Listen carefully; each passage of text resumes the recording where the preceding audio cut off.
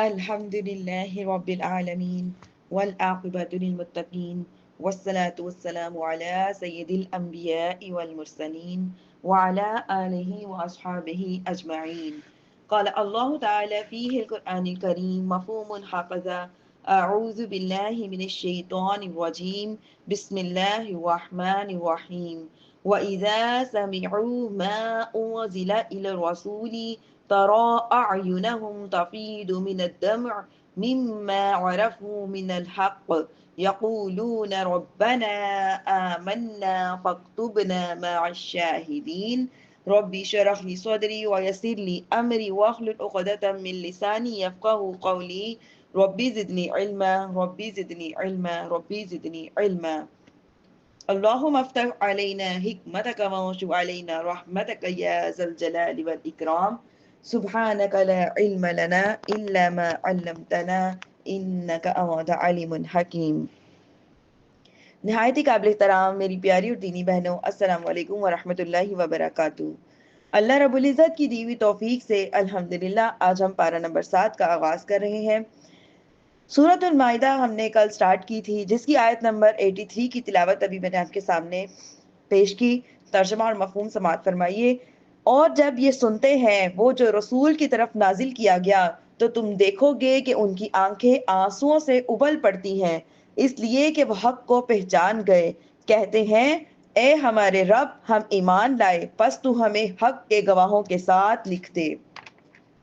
وَمَا لَنَا لَا نُؤْمِنُ بِاللَّهِ وَمَا جَاءَنَا مِنَ الْحَقِّ وَنَطْمَعُ أَن يُدْخِلَنَا رَبُّنَا مَعَ الْقَوْمِ الصَّالِحِينَ۔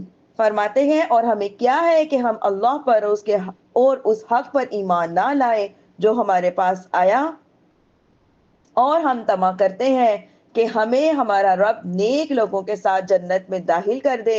تو اللہ نے ان کے اس کہنے کے بدلے انہیں وہ باغات عطا فرمائے جن کے نیچے نہریں جاری ہیں، ہمیں ہمیشہ اس میں رہیں گے، اور یہ نیک لوگوں کی جزا ہے۔ اور جنہوں نے کفر کیا اور ہماری آیتوں کو جھٹلایا وہ دوزخ والے ہیں۔ یا ایھا الذین آمنوا لا تحرموا طیبات ما احل اللہ لکم ولا تعتدوا ان اللہ لا يحب المعتدین وَكُلُوا مِمَّا رَزَقَكُمُ اللَّهُ حَلَالًا وَطَيِّبًا وَاتَّقُوا اللَّهَ الَّذِي أَنتُم بِهِ مُؤْمِنُونَ۔ آیت نمبر 87 اور 8۔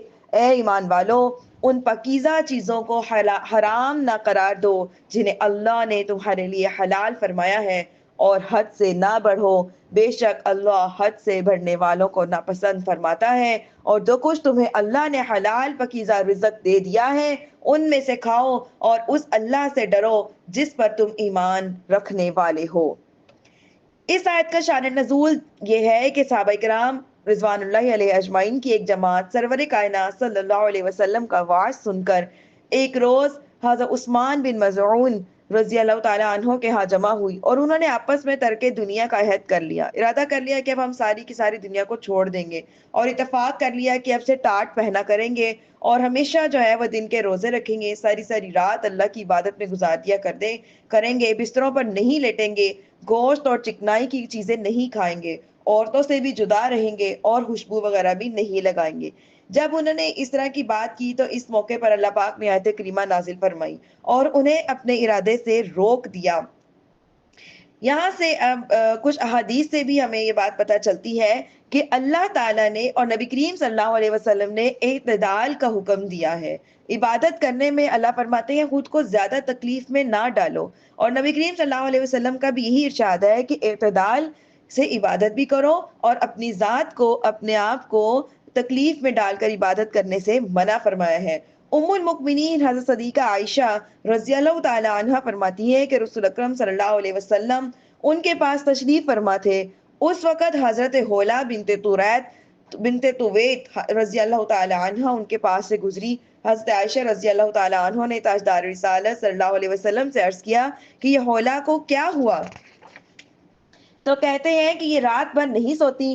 رسول اللہ صلی اللہ علیہ وسلم نے ارشاد فرمایا رات بھر نہیں سوتی؟ اتنا عمل کیا کرو جتنا آسانی سے کر سکو، باخدا اللہ تعالیٰ نہیں اکتائے گا لیکن تم اکتا جاؤ گے۔ ایسے ہی حضرت عبداللہ بن عمر بن عاص رضی اللہ تعالی عنہ فرماتے ہیں کہ میں ہمیشہ روزہ رکھتا تھا، ہر رات قرآن مجید کی تلاوت کرتا تھا۔ نبی کریم صلی اللہ علیہ وسلم کے سامنے میرا ذکر کیا گیا تو آپ نے مجھے بلوایا، میں خدمت اقدس میں حاضر ہوا تو آپ صلی اللہ علیہ وسلم نے ارشاد فرمایا مجھے یہ خبر ملی ہے کہ تم ہمیشہ روزے رکھتے ہو، ہر رات قرآن پاک کی عبادت کرتے ہو، یعنی کہ قرآن پاک کی تلاوت کرتے ہو، اس کو پڑھتے رہتے ہو۔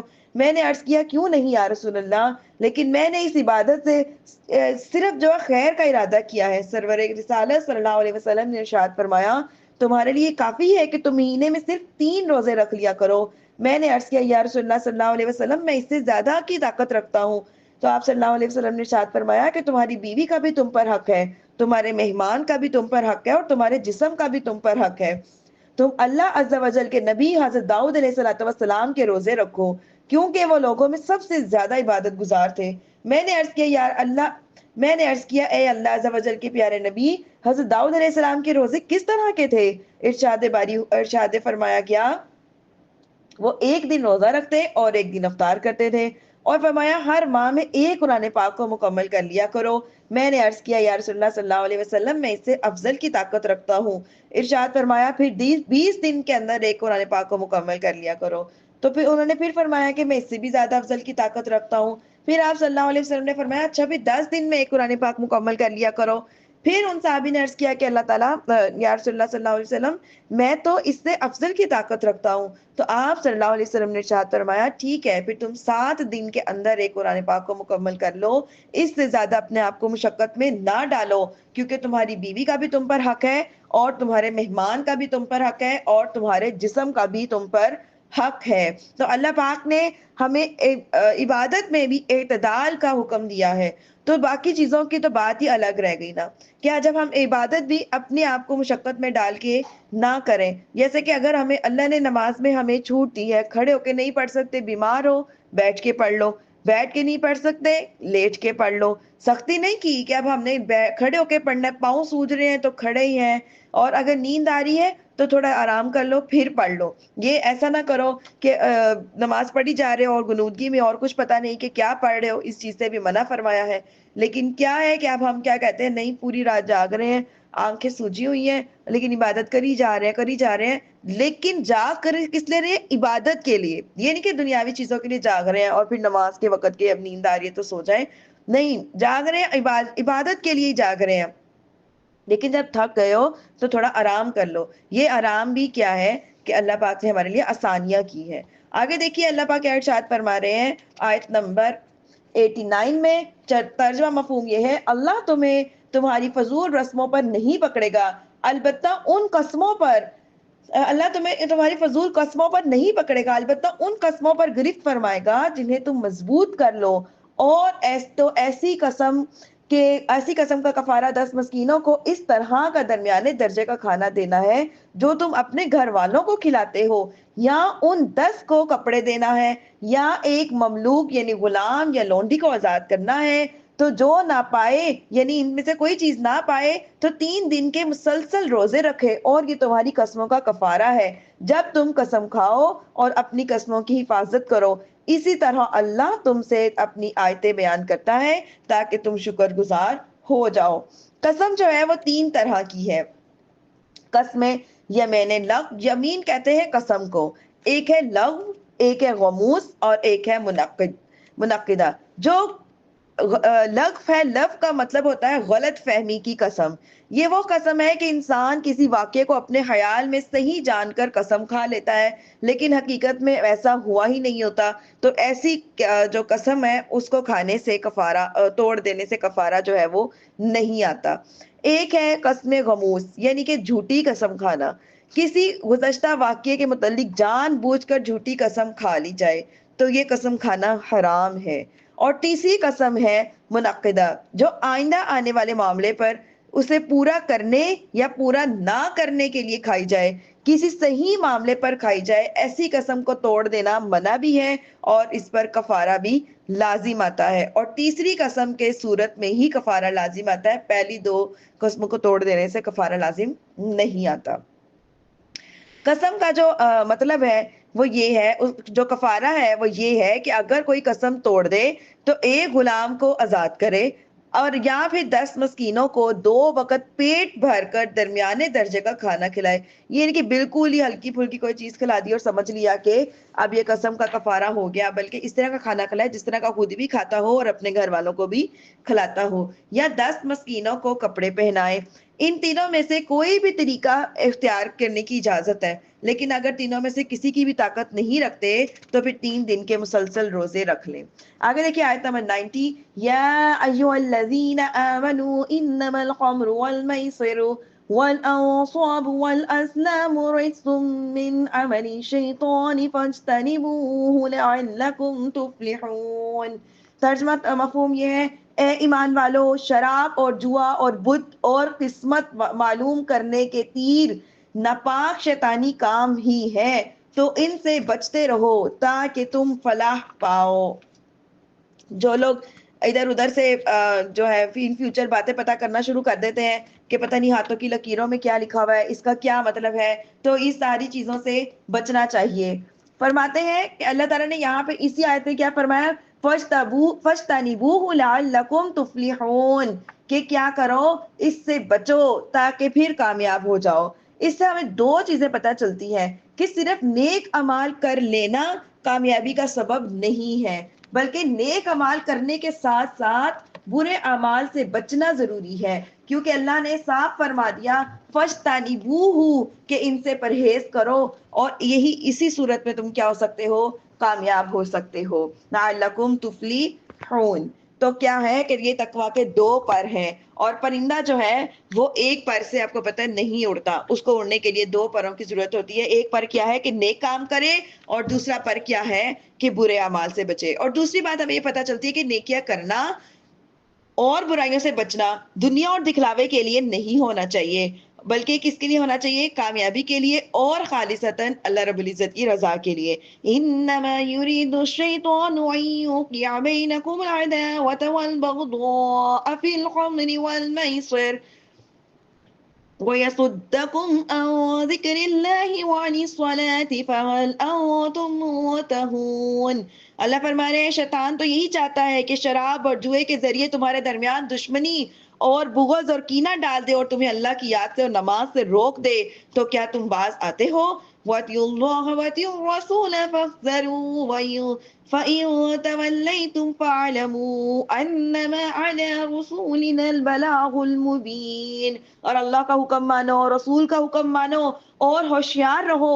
پھر اگر تم پھر جاؤ تو جان لو کہ تم ہمارے رسول پر صرف اتنا واضح طور پر تبلیغ فرما دینا لازم ہے کہ بس وہ اللہ تعالیٰ کا حکم دے، اور جس چیزوں سے منع کیا ان سے باز رہنے کا حکم دے، اور بس یہی اللہ نے نبی کریم صلی اللہ علیہ وسلم کی جو ہے وہ یہ ذمہ داری ہے. باقی تم مانتے ہو یا نہیں مانتے، یہ اللہ نے تمہیں اختیار چھوڑ دیا ہے. لَيْسَ عَلَى الَّذِينَ آمَنُوا وَعَمِلُوا الصَّالِحَاتِ جُنَاحٌ فِيمَا طَعِمُوا إِذَا مَا اتَّقَوْا وَآمَنُوا وَعَمِلُوا الصَّالِحَاتِ ثُمَّ اتَّقَوْا وَآمَنُوا ثُمَّ اتَّقَوْا وَأَحْسَنُوا وَاللَّهُ يُحِبُّ الْمُحْسِنِينَ.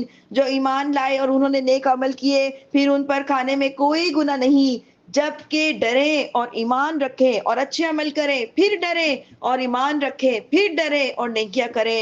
اللہ نیکی کرنے والوں سے محبت کرتا ہے. اس آیت مبارکہ میں ایک لفظ آیا اتقوا. اتقوا اس کا معنی ہے ڈرنا، پرہیز کا. یہ اللہ تعالیٰ نے قرآن مجید اس آیت مبارکہ میں 3 مرتبہ آیا ہے. تو فرماتے ہیں کہ پہلے سے مراد ہے شرک سے بچنا، دوسرے سے مراد ہے تمام حرام کاموں سے بچنا، اور تیسرے واتقوا سے مراد یہ ہے کہ شبہات کو بھی ترک کر دینا. آپ کو پتہ ہے تقویٰ کا مطلب کیا ہوتا ہے کہ ڈرے. ڈرنا اب ایک تو نارمل ہم اللہ سے ڈر رہے ہیں، حرام ہے اس سے بچ رہے ہیں، گناہ ہے اس سے بچ رہے ہیں، کبیرہ گناہ اس سے بچ رہے ہیں. ایک تقویٰ کا جو درجہ ہوتا ہے وہ ہے شبہات سے ڈرنا، ترک کرنا. شبہات کا مطلب کیا ہوتا ہے کہ ڈاؤٹ ہے. سم ٹائم ہمیں ڈاؤٹ ہوتا ہے پتہ نہیں اللہ نے بس ہمارے دین میں ایک مناسب سی گنجائش ہے اس طرح کا کام کرنے کی، مناسب سی گنجائش ہے یہ چیز کھانے کی، مناسب سی گنجائش ہے. تو اب کیا ہے، ہمیں چاہیے کہ ایسی چیزوں سے بچیں. سم ٹائم ہمیں کسی بات کے بارے میں کوئی ضعیف حدیث مل جاتی ہے، اور ہم باقی چیزوں میں ان کا اس بات کے بارے میں ہمیں منع فرمایا ہوتا ہے یا ہمیں اس کی ہاں میں کوئی دلیل نہیں مل رہی ہوتی، کوئی ایک بہت ہی ہمیں ضعیف سی دلیل مل جاتی ہے اور اب اسی کو اپنا جو ہے وہ کیا بنا لیتے ہیں، دلیل بنا کر وہ کام کرنا شروع کر دیتے ہیں. تو بہتر یہی ہے کہ شبہات سے بچیں، یہی تقویٰ ہے. بعض مفسرین نے فرمایا ہے کہ پہلے سے مراد تمام حلال چیزوں سے بچنا، اور دوسرے واتقوا کا مطلب ہے کہ اس پر قائم رہنا، اور تیسرے واتقوا کا مطلب ہے کہ وحی کے نازل ہونے کے زمانے سے یا اس کے بعد جو چیزیں منع کی گئی ہیں ان کو چھوڑنا. آگے دیکھیے آیت نمبر 94. اے ایمان والو، ضرور اللہ ان شکاروں کے ذریعے جن تک تمہارے ہاتھ اور نیزے پہنچ سکیں گے تمہارا امتحان لے گا، تاکہ اللہ ان لوگوں کی پہچان کرا دے جو اس سے بند دیکھے، جو اللہ تعالیٰ کو بن دیکھے ڈرتے ہیں، پھر اس معاملت کے بعد جو حد سے بڑھے وہ اس کے لیے دردناک عذاب ہے. آیت نمبر 95. اے ایمان والو، حالت احرام میں شکار کو قتل نہ کرو، اور تم میں جو اسے قصدن قتل کرے تو اس کا بدلہ یہ ہے کہ مویشیوں میں سے کسی اسی طرح کا وہ جانور دے دے جس کے شکاری کی مثل ہونے کا تم میں سے 2 معتبر آدمی فیصلہ کریں. یہ کعبہ کو پہنچتی ہوئی قربانی ہو یا چند مسکینوں کو کھانا کفارے میں دے یا اس کے برابر روزے رکھے تاکہ وہ اپنے کام کا وبال چکھے. اللہ نے پہلے جو کچھ گزارا اسے معاف فرما دیا، اور جو دوبارہ کرے گا تو اللہ اس سے انتقام لے گا، اور اللہ غالب بھی ہے اور بدلہ لینے والا بھی ہے. آیت نمبر 96. تمہارے اور مسافروں سے کے فائدے کے لیے تمہارے لیے سمندر کا شکار اور ان کا کھانا حلال کر دیا گیا، اور جب تک تم احرام کی حالت میں ہو تب تک تم پر خشکی کا شکار حرام کر دیا گیا، اور اللہ سے ڈرو جس کی طرف تمہیں اٹھایا جائے گا. جعل اللہ الكعبة البيت الحرام قياما للناس والشهر الحرام والهدي والقلائد ذلك لتعلموا أن الله يعلم ما في السماوات وما في الأرض وأن الله بكل شيء عليم. اللہ نے ادب والے گھر کعبہ کو، حرمت والے مہینے کو، اور حرم کی طرف لے جائے جانے والے قربانی کو، اور ان جانوروں کو جن کے گلے میں قربانی حج کی قربانی ہونے کی نشانی لٹکائی ہوئی ہے، ان سب کو لوگوں کے قیام کا ذریعہ بنا دیا. یہ اس لیے ہے تاکہ تم یقین کر لو اللہ جانتا ہے جو کچھ آسمانوں میں ہے اور جو کچھ زمین میں ہے، اور یقین کر لو کہ اللہ سب کچھ جانتا ہے.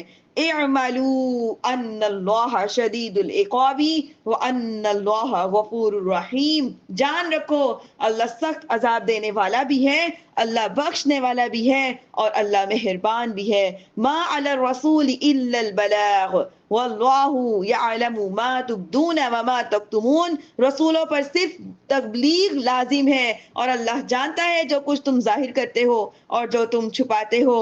قل لا يستوي الخبيث والطيب ولو اعجبك كثرة الخبيث واتقوا الله يا اولي الالباب لعلكم تفلحون. آیت نمبر 100. 13 رکوع یہاں مکمل ہوئے. تم فرما دو کہ گندا اور پاکیزہ برابر نہیں ہے، اگرچہ گندے لوگوں کی کثرت تمہیں تعجب میں ڈالے، تو اے عقل والو تم اللہ سے ڈرتے رہو تاکہ تم فلاح پاؤ. یہاں میں اس آیت مبارکہ میں وَلَوْ أَعْجَبَكَ كَثْرَةُ الْخَبِيثِ، اگرچہ گندے کی کثرت تمہیں تعجب میں ڈالے، اس کا معنی ہے کہ دنیا داروں کا مال دولت کی کثرت اور دنیا کی زیب و زینت بھاتی ہے. دنیا داروں میں ظاہر ہے ان کو پھر یہی ہر وقت ہوتا ہے، یہ چیز ہو، وہ ہو، خوبصورتی ہو، اٹریکشن ہو، یہ سب چیزیں دنیا داروں کو بھاتی ہے. حالانکہ جو نعمتیں اللہ تعالیٰ کے پاس ہیں وہ سب سے اچھی بھی ہیں اور سب سے زیادہ باقی رہنے والی بھی ہے، کیونکہ دنیا کی زندگی اور اس کی زینت، آسائش، نعمتیں ایک نہ ایک دن سب نے ختم ہو جانا ہے، جبکہ وہ نعمتیں جو اللہ تعالیٰ کے پاس ہیں وہ کیا ہیں؟ ابدی ہے، ہمیشہ رہنے والی ہیں. تو میری پیاری بہنوں، ہمیں اس سے ایک سبق لینا چاہیے کہ دنیا کی مال دولت کی چاہت اور اس کی نعمتوں اور سائشوں کی خواہشات، اس کی رنگینیوں کے لطف اندوز ہونے کی تمنا میں لگے رہنا، اور اس تمنا میں لگے رہنے کی وجہ سے اپنی آخرت کی تیاری سے غافل ہو جانا، یہ انتہائی مذموم ہے. اللہ رب العزت ارشاد فرماتے ہیں سورۃ آل عمران کی آیت نمبر 14، ترجمہ پیش کروں گی.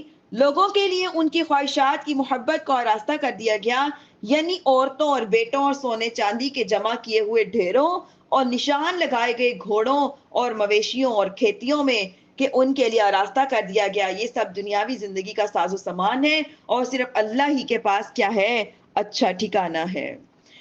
حضرت زید بن ثابت رضی اللہ عنہ سے روایت ہے کہ رسول اللہ صلی اللہ علیہ وسلم نے ارشاد فرمایا، جو شخص ہمیشہ دنیا کی فکر میں مبتلا رہتا ہے اور دین کی پرواہ ہی نہیں کرتا، تو اللہ تعالیٰ اس کے تمام کام جو ہیں اسے پریشان کر دے گا۔ اس کی مفلسی ہمیشہ اس کے سامنے رہے گی۔ اسے دنیا اتنی ہی ملے گی جتنی کہ اس کی تقدیر میں لکھی ہوئی ہے، اور جس کی نیت آخرت کی جانب ہوگی، اللہ تعالیٰ اس کی دل جمعی کے لیے اس کے تمام کام درست فرما دے گا اور اس کے دل میں دنیا کی بے پرواہی ڈال دے گا اور دنیا اس کے پاس خود بخود آئے گی۔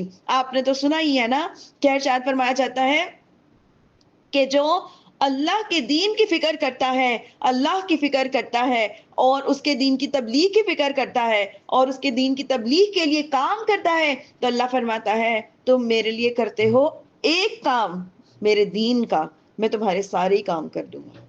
اور یہی اللہ کی محبت ہے۔ ام المؤمنین حضرت عائشہ صدیقہ رضی اللہ تعالی عنہ سے روایت ہے، حضور اقدس صلی اللہ علیہ وسلم نے ارشاد فرمایا، دنیا اس کا گھر ہے جس کا آخرت میں کوئی گھر نہیں، اور اس کا مال ہے جس کا دوسرا کوئی مال نہیں، اور دنیا کے لیے وہ آدمی جمع کرتا ہے جس کے پاس عقل نہیں۔ جبکہ ہمیں اگر پتا ہو، جیسے ہمیں پتا ہوتا نا، اب ہم پردیس میں رہتے ہیں، اب ہم یہاں پہ وزٹ کرنے آئے ہیں، تھوڑی تھوڑی چیزیں لے کے جاتے ہیں، تھوڑی تھوڑی چیزیں، تاکہ ہمارے پاس سفر کا سامان کم ہو، وہاں پہ ہمیں اس کی بھی ضرورت نہیں، اس کی بھی ضرورت نہیں، کام چل جائے گا، گزارا کر کے آ جائیں گے، اس طرح اس طرح۔ تو یہ دنیا بھی ہمارے لیے ایک مسافر خانہ ہے۔ تو یہاں پہ ہم اتنا سامان اکٹھا کر لیتے ہیں، دن رات اسی کی اسٹرگل، محنت، کوشش میں لگے رہتے ہیں کہ شاید ہم نے ادھر ہی جانا ہے، ادھر ہی رہنا ہے، واپس کہیں نہیں جانا۔ لیکن حقیقت یہ ہے کہ بالآخر اسی سامان کو، انہی دولت کو، انہی چیزوں کو ہم نے ایسے ہی چھوڑ کے چلے جانا ہے۔ ہماری الماریوں میں لٹ کے کپڑے ایسے ہی رہ جانے ہیں، کچنوں میں سامان، گھرداریاں، ہر چیز ہماری جو بھی ہمارا جو دنیا میں رہن سہن کے لیے ہماری چیزیں ہوتی ہیں، وہ سب ادھر کی ادھر ایز اٹ از پڑی رہ جانی ہے، اور ہم نے نہ ایک جو ہے وہ ذرہ بھی ساتھ نہیں لے کے جانا، لیکن سارا دن فکر ہماری اسی کی طرف لگی رہتی ہے، فلاں چیز خراب ہو گئی ہے، فلاں خراب ہو گئی ہے، فلاں لینے والی ہے۔ اس طرح کے مسئلے مسائل میں ہم نے اپنے آپ کو بہت زیادہ گھیر لیا ہوا ہے۔ حضرت ابو موسیٰ اشعری رضی اللہ عنہ سے روایت ہے، نبی اکرم صلی اللہ علیہ وسلم نے ارشاد فرمایا، جس نے اپنی دنیا سے محبت کی اس نے اپنی آخرت کو نقصان پہنچایا، اور جس نے اپنی آخرت سے محبت کی اس نے اپنی دنیا کو نقصان پہنچایا۔ بس تم فنا ہونے والی دنیا میں باقی رہنے والی آخرت کو ترجیح دو۔ اللہ تعالیٰ تمام مسلمانوں کو اپنی دنیاوی بہتری کے ساتھ ساتھ آخرت کی تیاری کرنے کی بھی توجہ کی توفیق عطا فرمائے، بھرپور کوشش کرنے کی توفیق عطا فرمائے۔ میری بہنوں، میں یہ نہیں کہتی کہ دنیا بالکل چھوڑ دو، میں یہ کہتی ہوں اتنی دنیا بس ہمارے پاس ہو جس میں ہمارا گزارا چل جائے، بس دن رات اسی کی زیب و زینت کی مشقت میں رہنا، اسی کے بارے میں سوچ بچار کرنا، اسی کی پریشانیاں لینا، ٹینشنیں لینا اور بیمار ہو جانا، ان سب کی کوئی اصل نہیں ہے، بلکہ بے وقوفی ہے۔ یا ایھا الذین آمنوا لا تسألوا عن اشیاء ان تبد لکم تسؤکم وان تسألوا عنها حین ينزل القرآن تبد لکم عفا اللہ عنہا واللہ غفور حلیم۔ اے ایمان والو، ایسی باتیں نہ پوچھو جو تم پر ظاہر کی جائیں کہ تمہیں بری لگے، اور اگر تم انہیں اس وقت پوچھو گے جبکہ قرآن نازل کیا جا رہا ہے تو تم پر وہ چیزیں ظاہر کر دی جائیں گی، اور اللہ ان کو معاف کر چکا ہے، اور اللہ بخشنے والا، حلم والا ہے۔ قد سألها قوم من قبلكم ثم اصبحوا بها كافرين۔ بے شک تم سے پہلے ایک قوم نے ان اشیاء کے بارے میں سوال کیا تھا، پھر ان کا انکار کرنے والے ہو گئے۔ ما جعل الله من بحيرة ولا سائبة ولا وصيلة ولا حام ولكن الذين كفروا يفترون على الله الكذب وَأَكْثَرُهُمْ لَا يَعْقِلُونَ۔ اللہ نے بحیرہ اور صائبہ، وسیلہ سواد سے وحام کو مقرر نہیں کیا، لیکن کافر لوگ اللہ پر جھوٹا بہتان لگاتے ہیں اور ان میں اکثر بے عقل ہے۔ وَإِذَا قِيلَ لَهُمْ تَعَالَوْا إِلَىٰ مَا أَنزَلَ اللَّهُ وَإِلَى الرَّسُولِ قَالُوا حَسْبُنَا مَا وَجَدْنَا عَلَيْهِ آبَاءَنَا اولو کان آباؤہم لا یعلمون شیئا ولا یہتدون، اور جب ان سے کہا جائے کہ جو اللہ نے نازل فرمایا ہے اس کی طرف اور رسول کی طرف آؤ، تو کہتے ہیں ہمیں وہی کافی ہے جس پر ہم نے اپنے باپ دادا کو پایا، کیا اگرچہ ان کے باپ دادا کچھ نہ جانتے تھے اور نہ انہیں ہدایت ہو۔ میری پیاری اور دینی بہنوں، یہاں سے ہمیں ایک بات جو ہے وہ پتہ چلتی ہے کہ اگر ہمارے باپ دادا جو ہیں وہ کیا کرتے ہیں، نبی کریم صلی اللہ علیہ وسلم کی پیروی کرتے ہیں، دین کے مطابق چلتے ہیں، تو یقیناً ہم ان کی پیروی کریں رسموات میں۔ لیکن بعض گھرانوں میں آج یہ تو ایک تو کفار کی بات ہے، کفار ایسا کہتے تھے، لیکن آج مسلمانوں کے گھرانوں میں بھی اکثر و بیشتر دیکھتا آ رہے ہیں کہ کیا ہوتا ہے کہ باپ دادا اتنے دین کا علم نہیں رکھتے، اور اگر ان سے ایسی دین کے بارے میں کوئی بدعت یا کوئی ایسی چیزیں پیدا ہو جاتی ہیں جو دین میں اضافی ہوتی ہیں اور کفار کی رسومات سے مشابہت کرتی ہیں، تو کیا کرتے ہیں کہ انہیں چھوڑتے ہی نہیں کہ نہیں ہمارے باپ دادا ایسا کرتے تھے، ہم نے بھی ایسے کرنا، جبکہ ان کی کوئی حقیقت نہیں ہوتی۔ تو بہتر یہ ہے کہ اپنے باپ دادا کی پیروی اس وقت کی جائے جب آپ اس چیز کو جانتے ہو کہ یہ نبی کریم صلی اللہ علیہ وسلم نے ہمارے دین میں فرمایا ہے، ہماری شریعت میں اس کا حکم ہے اور ہم یہ کام کر سکتے ہیں، لیکن اگر نہیں ہے تو ضروری ہے کہ ان چیزوں کو چھوڑ دیا جائے۔ یا ایھا الذین آمنوا علیکم انفسکم لا یضرکم من ضل اذا اهتدیتم الی اللہ مرجعکم جمیعا فینبئکم بما کنتم تعملون۔ اے ایمان والو، تم اپنی جانوں کی فکر کرو، جب تم ہدایت پر ہو تو گمراہ ہونے والا تمہارا کچھ نہ بگاڑے گا، اللہ ہی کی طرف تم سب کا لوٹنا ہے، پھر وہ تمہیں بتا دے گا جو تم کرتے ہو۔ یہاں پہ لفظ ہے علیکم انفسکم، کہ تم اپنی فکر کرو۔ اپنی فکر کا مطلب یہ ہے کہ اللہ تعالیٰ نے ان کو یہاں پہ تسلی دی ہے کہ تم اس میں تمہارا کچھ ضرر نہیں ہے، یعنی کہ نبی کریم صلی اللہ علیہ وسلم کو تسلی دی جا رہی ہے کہ آپ کفار کو اتنی دعوت دیتے ہیں، تبلیغ کرتے ہیں۔ نبی کریم صلی اللہ علیہ وسلم پریشان ہو جایا کرتے تھے کہ جو یہ کافر لوگ ہیں یہ اللہ تعالیٰ کی طرف نہیں آ رہے، تو اللہ تعالیٰ نے یہاں فرمایا ہے کہ ان کو چھوڑ دو، آپ کا کام ہے تبلیغ دینا، آپ اپنا فرض ادا کرو، یعنی امر بالمعروف یعنی نیکی کا حکم دو، ونہی عن المنکر اور برائی سے روکو، یہی آپ کا فرض ہے۔ جب آپ نے اپنا فرض ادا کر دیا ہے تو آپ بری الذمہ ہو چکے ہیں، تو بس اپنی نیکی کا جو ہے وہ اس کی جزا پائیں۔ تو حضرت عبداللہ بن مبارک رحمۃ اللہ علیہ فرماتے ہیں اس آیت میں امر بالمعروف اور نہی عن المنکر کے وجوب کی بہت تاکید کی گئی ہے، کیونکہ اپنی فکر رکھنے کے معنی یہ ہے کہ ایک دوسرے کی خبر گیری کریں، نیکیوں کی رغبت دلائیں اور بدیوں سے روکیں۔ یہ نہیں ہے کہ بس انسان کے میں اپنی فکر کروں، بس اللہ نے یہی حکم دیا ہے، نہیں، اپنے مسلمان بھائی کی فکر کرو، اب اسے بار بار تبلیغ کرتے جاؤ، اپنے حق سے پیچھے نہ ہٹو، باقی معاملہ اللہ پہ چھوڑ دو، اللہ نے چاہا تو اللہ آپ کے بھائی کو ضرور ہدایت دے دے گا۔ یا ہم کسی کو ہدایت کی تبلیغ کر رہے ہیں تو کرتے رہیں، ایسا نہ ہو کہ چھوڑ دے کہ نہیں ہم اپنی فکر کریں، ایسا نہ کریں، کرتے رہیں، اللہ پاک انشاءاللہ اس کو ایک نہ ایک دن ہدایت ضرور دے دے گا۔ یہاں مفتی احمد یار خان نعیمی رحمۃ اللہ علیہ نے بہت ہی پیاری بات ارشاد فرمائی ہے، جس کا خلاصہ یہ ہے کہ تم اپنی فکر کرو، یعنی عقائد کو درست کرو، نیک اعمال کر کے اپنی فکر کرو، اعمال میں تبلیغ بھی شامل ہے، اور میں آپ کو بتاتی چلوں تبلیغ فرض ہے، کیوں قرآن پاک میں جو چیز آ جاتی ہے وہ فرض ہو جاتی ہے،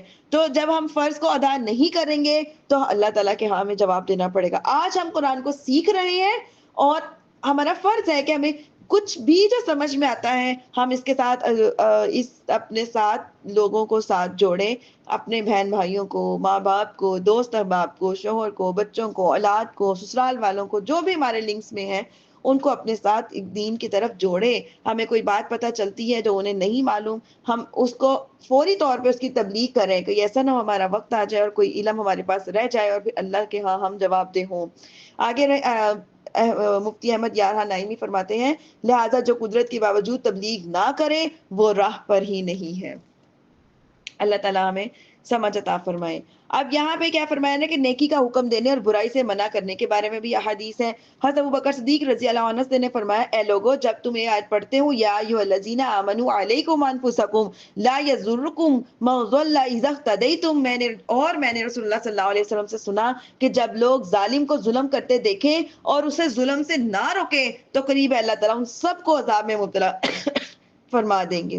یہ کل بھی حدیث بیان کی تھی میں نے آپ کے سامنے، اگر کوئی ظلم ہو رہا ہو اور ہم کوئی گناہ ہو رہا دیکھیں تو ہم اسے کم از کم ہاتھ سے روکیں. اس کی قدرت نہیں رکھتے تو کم از کم دین میں اس کو منہ سے روک دیں. اگر ہم سے اتنا بھی کام نہیں ہوتا تو کم از کم زبان میں دل میں اس کو برا جانے، کیونکہ یہ ایمان کا سب سے کم درجہ ہے. کم از کم اللہ تعالیٰ کی ہاں یہ بات تو ہماری گواہی لکھی جائے کہ ہم اس گناہ میں ملوث نہیں ہیں، اور گناہ کرنے والے کو بھی ہم نے دیکھ کر بھی ہم نے اس میں یہ نہیں کہا کہ چلو اب ہو رہا ہے تو اب کیا کر سکتے ہیں، بلکہ کیا کہیں کہ اللہ تعالیٰ ہم اس میں ملوث نہیں ہیں، تو ہمیں بھی معاف فرما، اس کو بھی معاف فرما، اور اس کو ہدایت حق پر لے آ. تو اللہ تعالیٰ انشاءاللہ تعالیٰ ہمیں اس گناہ سے بری الذمہ فرما دیں گے، اور کیا کریں گے انشاءاللہ سامنے والے کو بھی اللہ پاک ہدایت عطا فرما دیں گے.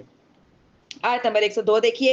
اے ایمان والو، جب تم میں کسی کو موت آنے لگے تو وصیت کرتے وقت تمہاری آپس کی گواہی دینے والے تم میں سے 2 معتبر شخص ہوں، یا اگر تم زمین میں سفر کر رہے ہو پھر تمہیں موت کا حادثہ پہنچے تو تمہارے غیروں میں سے 2 آدمی گواہ ہوں. پھر اگر تم ان دونوں گواہوں کا نماز کے بعد روک لو، پھر اگر تمہیں کوئی شک ہو تو وہ دونوں اللہ کی قسم کھائیں کہ ہم قسم کے بدلے کوئی مال نہ لیں گے، اگرچہ قریبی رشتہ دار ہوں، اور ہم اللہ کی گواہی کو نہ چھپائیں گے. اگر ہم ایسا کریں گے تو اس وقت ہم ضرور گناہ گاروں میں ہوں گے.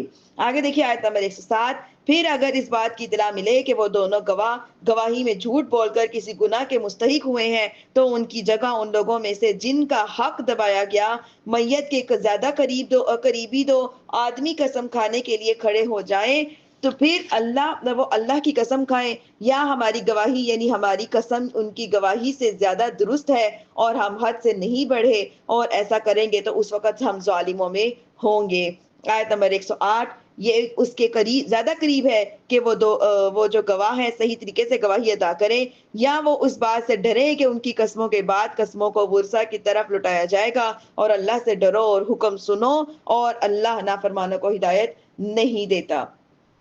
میری پیاری بہنوں، یہاں پہ بھی ہمیں یہ بات جو ہے ہمارے لیے ایک سبق ہے کہ آج ہمارے معاشرے میں بھی یہی کچھ ہو رہا ہے کہ لوگوں کے نزدیک کیا ہے کہ جھوٹی قسمیں کھانا، جھوٹی گواہیاں دینا، جھوٹے مقدمات میں پھنسوا دینا، مسلمان بھائی کی عزت کو تار تار کر دینا، لوہے کی سنگین خلاصوں کے پیچھے لاچارگی کی زندگیاں گزارنے پر مجبور کر دینا، اپنے مسلمان بھائی کا ناحق مال ہڑپ کر لے جانا، جرائم کی لمبی فہرست جو ہے وہ داخل ہے. لیکن اس فانی دنیا میں لوگ کیا کرتے ہیں کہ آخر اس کو اپنا حرف آخر سمجھ کر بیٹھ جاتے ہیں. یہ عقل مندی نہیں ہے، یہ بلکہ کیا ہے، بے وقوفی کی انتہا ہے. ان سب کو چاہیے کہ قرآن آیات اور احادیث کو غور سے پڑھیں اور عبرت حاصل کریں. جیسے کہ حضرت عبداللہ بن مسعود رضی اللہ عنہ سے روایت ہے کہ سرکار عالی وقار صلی اللہ علیہ وسلم نے ارشاد فرمایا، جس نے جھوٹی قسم پر حلف اٹھایا تاکہ اس کے ذریعے اپنے مسلمان بھائی کا مال ہڑپ کر لے تو اللہ تعالیٰ سے اس حال میں ملے گا کہ اللہ تعالیٰ اس پر سخت ناراض ہوگا.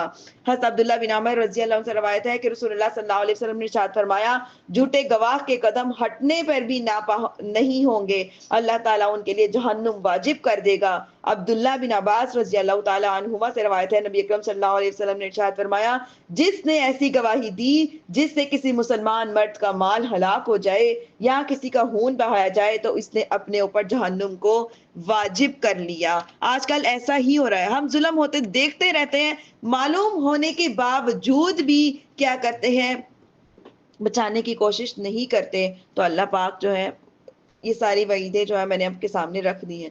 یوم یجمع اللہ الرسل فیقول ماذا اجبتم قالوا لا علم لنا انک انت علام الغیوب. آیت نمبر 109. جس دن اللہ رسولوں کو جمع فرمائے گا اور پھر فرمائے گا تمہیں کیا جواب دیا گیا، وہ عرض کریں گے ہمیں کچھ علم نہیں، بے شک تو ہی سب غیبوں کا جاننے والا ہے. آیت نمبر 110 دیکھیے، ترجمہ مفہوم یہ ہے، جب اللہ فرمائے گا اے مریم کے بیٹے عیسیٰ، اپنے اوپر اور اپنی والدہ پر میرا وہ احسان یاد کرو جب میں نے پاک روح سے تیری مدد کی، تو گہوارے میں اور بڑی عمر میں لوگوں سے باتیں کرتا تھا، اور جب میں نے تجھے کتاب اور حکمت تورات اور انجیل سکھائی، تو جب میں نے تیرے حکم سے جب تم نے میرے حکم سے مٹی سے پرندے جیسی صورت بنا کر اس میں پھونک مارتا تھا اور میرے حکم سے پرندہ بن جاتی تھی، اور میرے حکم سے پیدائشی نابینا اور سفید داغ کے مریض کو شفا دیتا تھا، اور جب تو میرے حکم سے مردوں کو زندہ کر کے نکالتا، اور جب میں نے بنی اسرائیل کو تم سے روک دیا، جب تو ان کے پاس روشن نشانیاں لے کر آیا تو ان میں سے کافروں نے کہا یہ تو کھلا جادو ہے۔ آیت نمبر 111 دیکھیے، اور جب میں نے حواریوں کے دل میں یہ بات ڈالی کہ مجھ پر اور میرے رسول پر ایمان لاؤ، تو انہوں نے کہا ہم ایمان لائے، اور اے عیسیٰ آپ گواہ ہو جاؤ کہ ہم مسلمان ہیں۔ وَإِذْ قَالَ الْحَوَارِيُّونَ يَا عِيسَى ابْنَ مَرْيَمَ هَلْ يَسْتَطِيعُ رَبُّكَ أَن يُنَزِّلَ عَلَيْنَا مَائِدَةً مِّنَ السَّمَاءِ قَالَ اتَّقُوا اللَّهَ إِن كُنتُم مُّؤْمِنِينَ۔ یاد کرو جب حواریوں نے کہا اے عیسیٰ بن مریم، کیا آپ کا رب ایسا کرے گا کہ ہم پر آسمان سے ایک دسترخوان اتار دے؟ فرمایا اللہ سے ڈرو اگر ایمان رکھتے ہو۔ آگے دیکھیے آیت نمبر 113، حواریوں نے کہا ہم یہ چاہتے ہیں کہ ان میں سے کھائیں اور ہمارے دل مطمئن ہو جائے اور ہم آنکھوں سے دیکھ لیں، اور آپ نے ہم سے سچ فرمایا ہے اور ہم اس پر گواہ ہو جائیں۔ قال عيسى ابن مريم اللهم ربنا أنزل علينا مائدة من السماء تكون لنا عيدا لأولنا وآخرنا وآية من وارزقنا وأنت خير الرازقين۔ عیسیٰ بن مریم نے عرض کیا ہے اللہ ہے ہمارے رب، ہم پر آسمان سے ایک دسترخوان اتار دے جو ہمارے لیے اور ہمارے بعد والے آنے والوں کے لیے عید اور تیری طرف سے ایک نشانی ہو جائے، اور ہمیں رزق عطا فرما اور تو بہترین رزق دینے والا ہے۔ میری پیاری بہنوں، اس آیت سے ہمیں یہ معلوم ہوتا ہے کہ جس روز اللہ تعالیٰ کی خاص رحمت نازل ہو اس دن کو میں خوشیاں منانا، عید منانا، عبادتیں کرنا، شکر الہی بجا لانا صالحین کا طریقہ ہے، اور بیشتر تاجدار رسالت صلی اللہ علیہ وسلم کی تشریف آوری یقیناً قطعاً حتماً اللہ تعالیٰ کی طرف سے عظیم ترین نعمت بھی ہے اور بزرگ ترین رحمت بھی ہے۔ اس لیے حضور پنو صلی اللہ علیہ وسلم کی ولادت مبارکہ کے دن عید منانا، میلاد شریف پڑھ کر شکر الہی بجا لانا اور فرحت سرور کا اظہار کرنا مستحسن و محمود اور اللہ عز و جل کے مقبول بندوں کا طریقہ ہے۔ چنانچہ عبداللہ بن عباس رضی اللہ تعالی عنہما فرماتے ہیں جب سرکار دو عالم صلی اللہ علیہ وسلم مدینہ منورہ تشریف لائے تو دیکھا کہ یہودی عاشورہ کے دن کا روزہ رکھتے ہیں۔ ارشاد فرمایا یہ کیا ہے؟ یہودیوں نے کہا یہ اچھا دن ہے، اس دن اللہ تعالیٰ نے بنی اسرائیل کو ان کے دشمنوں سے نجات دی تھی، تو حضرت موسیٰ علیہ السلام نے اس دن کا روزہ رکھا تھا۔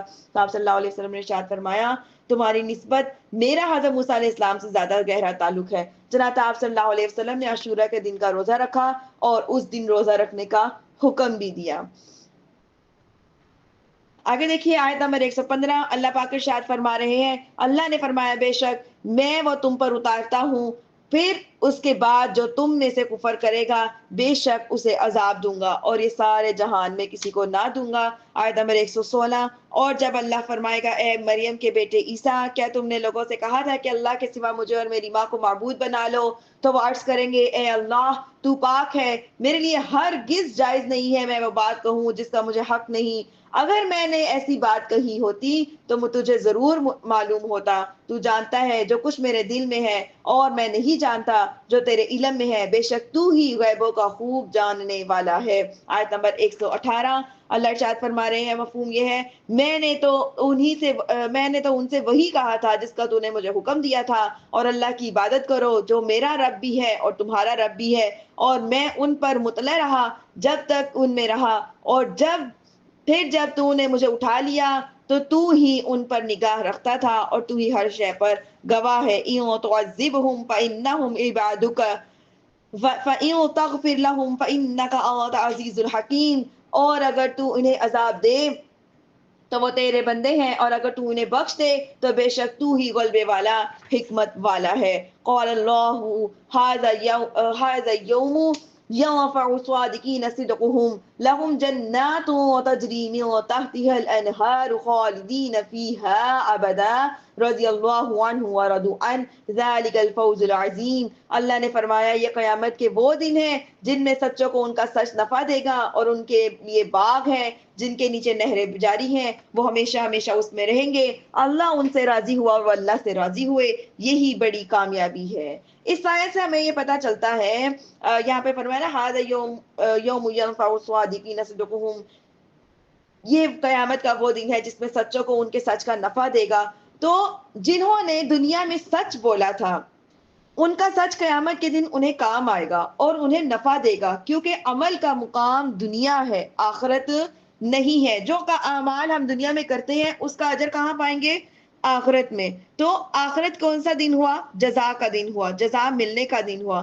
علامہ اسماعیل حقی رحمت اللہ علیہ ارشاد فرماتے ہیں کہ اس آیت سے ہمیں معلوم ہوتا ہے کہ قیامت کے دن سچ نفع دے گا تو جھوٹ اور ریاکاری کسی بھی صورت نفع نہیں دے گی.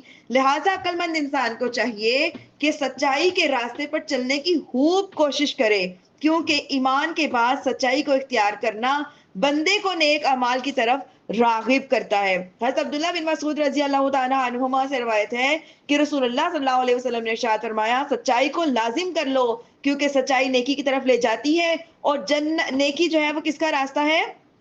جنت کا راستہ دکھاتی ہے. آدمی برابر سچ بولتا رہتا ہے اور سچ بولنے کی کوشش کرتا رہتا ہے، یہاں تک کہ وہ اللہ تعالیٰ کے نزدیک صدیق لکھا جاتا ہے. صدیق کا مطلب ہوتا ہے سچ بولنے والا. اور جھوٹ سے بچو کیونکہ جھوٹ فجور کی طرف لے جاتا ہے، اور فجور کا مطلب کیا ہے؟ گناہ کرنا. اور فجور جو ہے وہ جہنم کا راستہ دکھاتا ہے. آدمی برابر جھوٹ بولتا رہتا ہے اور جھوٹ بولنے کی کوشش کرتا رہتا ہے، یہاں تک کہ وہ اللہ تعالیٰ کے نزدیک کذاب لکھ دیا جاتا ہے. اللہ تعالیٰ ہمیں محفوظ فرمائے. اللہ پاک ہمیں ہمیشہ سچ بولنے، سچائی کے راستے کو اختیار کرنے کی، جھوٹ بولنے سے بچتے رہنے کی توفیق عطا فرمائے. آمین. للہ ملک السماوات والارض وما فیہن وہو علی کل شیء قدیر. سورۃ مائدہ کی آیت آخری 120. آسمان اور زمین میں جو کچھ بھی ہے وہ سب کس کی سلطنت ہے؟ اللہ ہی کے لیے ہے، اور وہ ہر چیز پر قادر ہے. الحمدللہ سورۃ مائدہ ہماری یہاں مکمل ہوئی. سورۃ الانعام کا ہم آغاز کرتے ہیں. سورۃ الانعام آلریڈی ہمارے چینل پہ موجود ہے، لیکن اس کے ہم مختصر سی تفسیر اور تھوڑا سا ترجمہ پڑھ لیتے ہیں. اس کی بہت ڈیٹیل جو ہے وہ آلریڈی پہلے ہم اس کے بارے میں پڑھ چکے ہیں. اس میں 20 رکوع اور 165 آیتیں ہیں. عربی میں مویشیوں کو انعام کہتے ہیں، اس لیے سورت کا نام انعام رکھا گیا.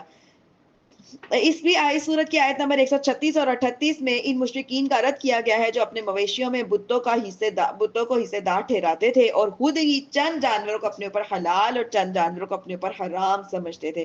حضرت عبداللہ بن عباس رضی اللہ تعالیٰ عنہما سے روایت ہے، فرماتے ہیں کہ پوری سورت انعام ایک ہی رات میں مکہ مکرمہ میں نازل ہوئی، اور انہی سے روایت ہے کہ سورت انعام کی 6 آیتیں مدینہ منورہ میں نازل ہوئی، باقی کی سورت ایک ہی مرتبہ مکہ مکرمہ میں نازل ہوئی.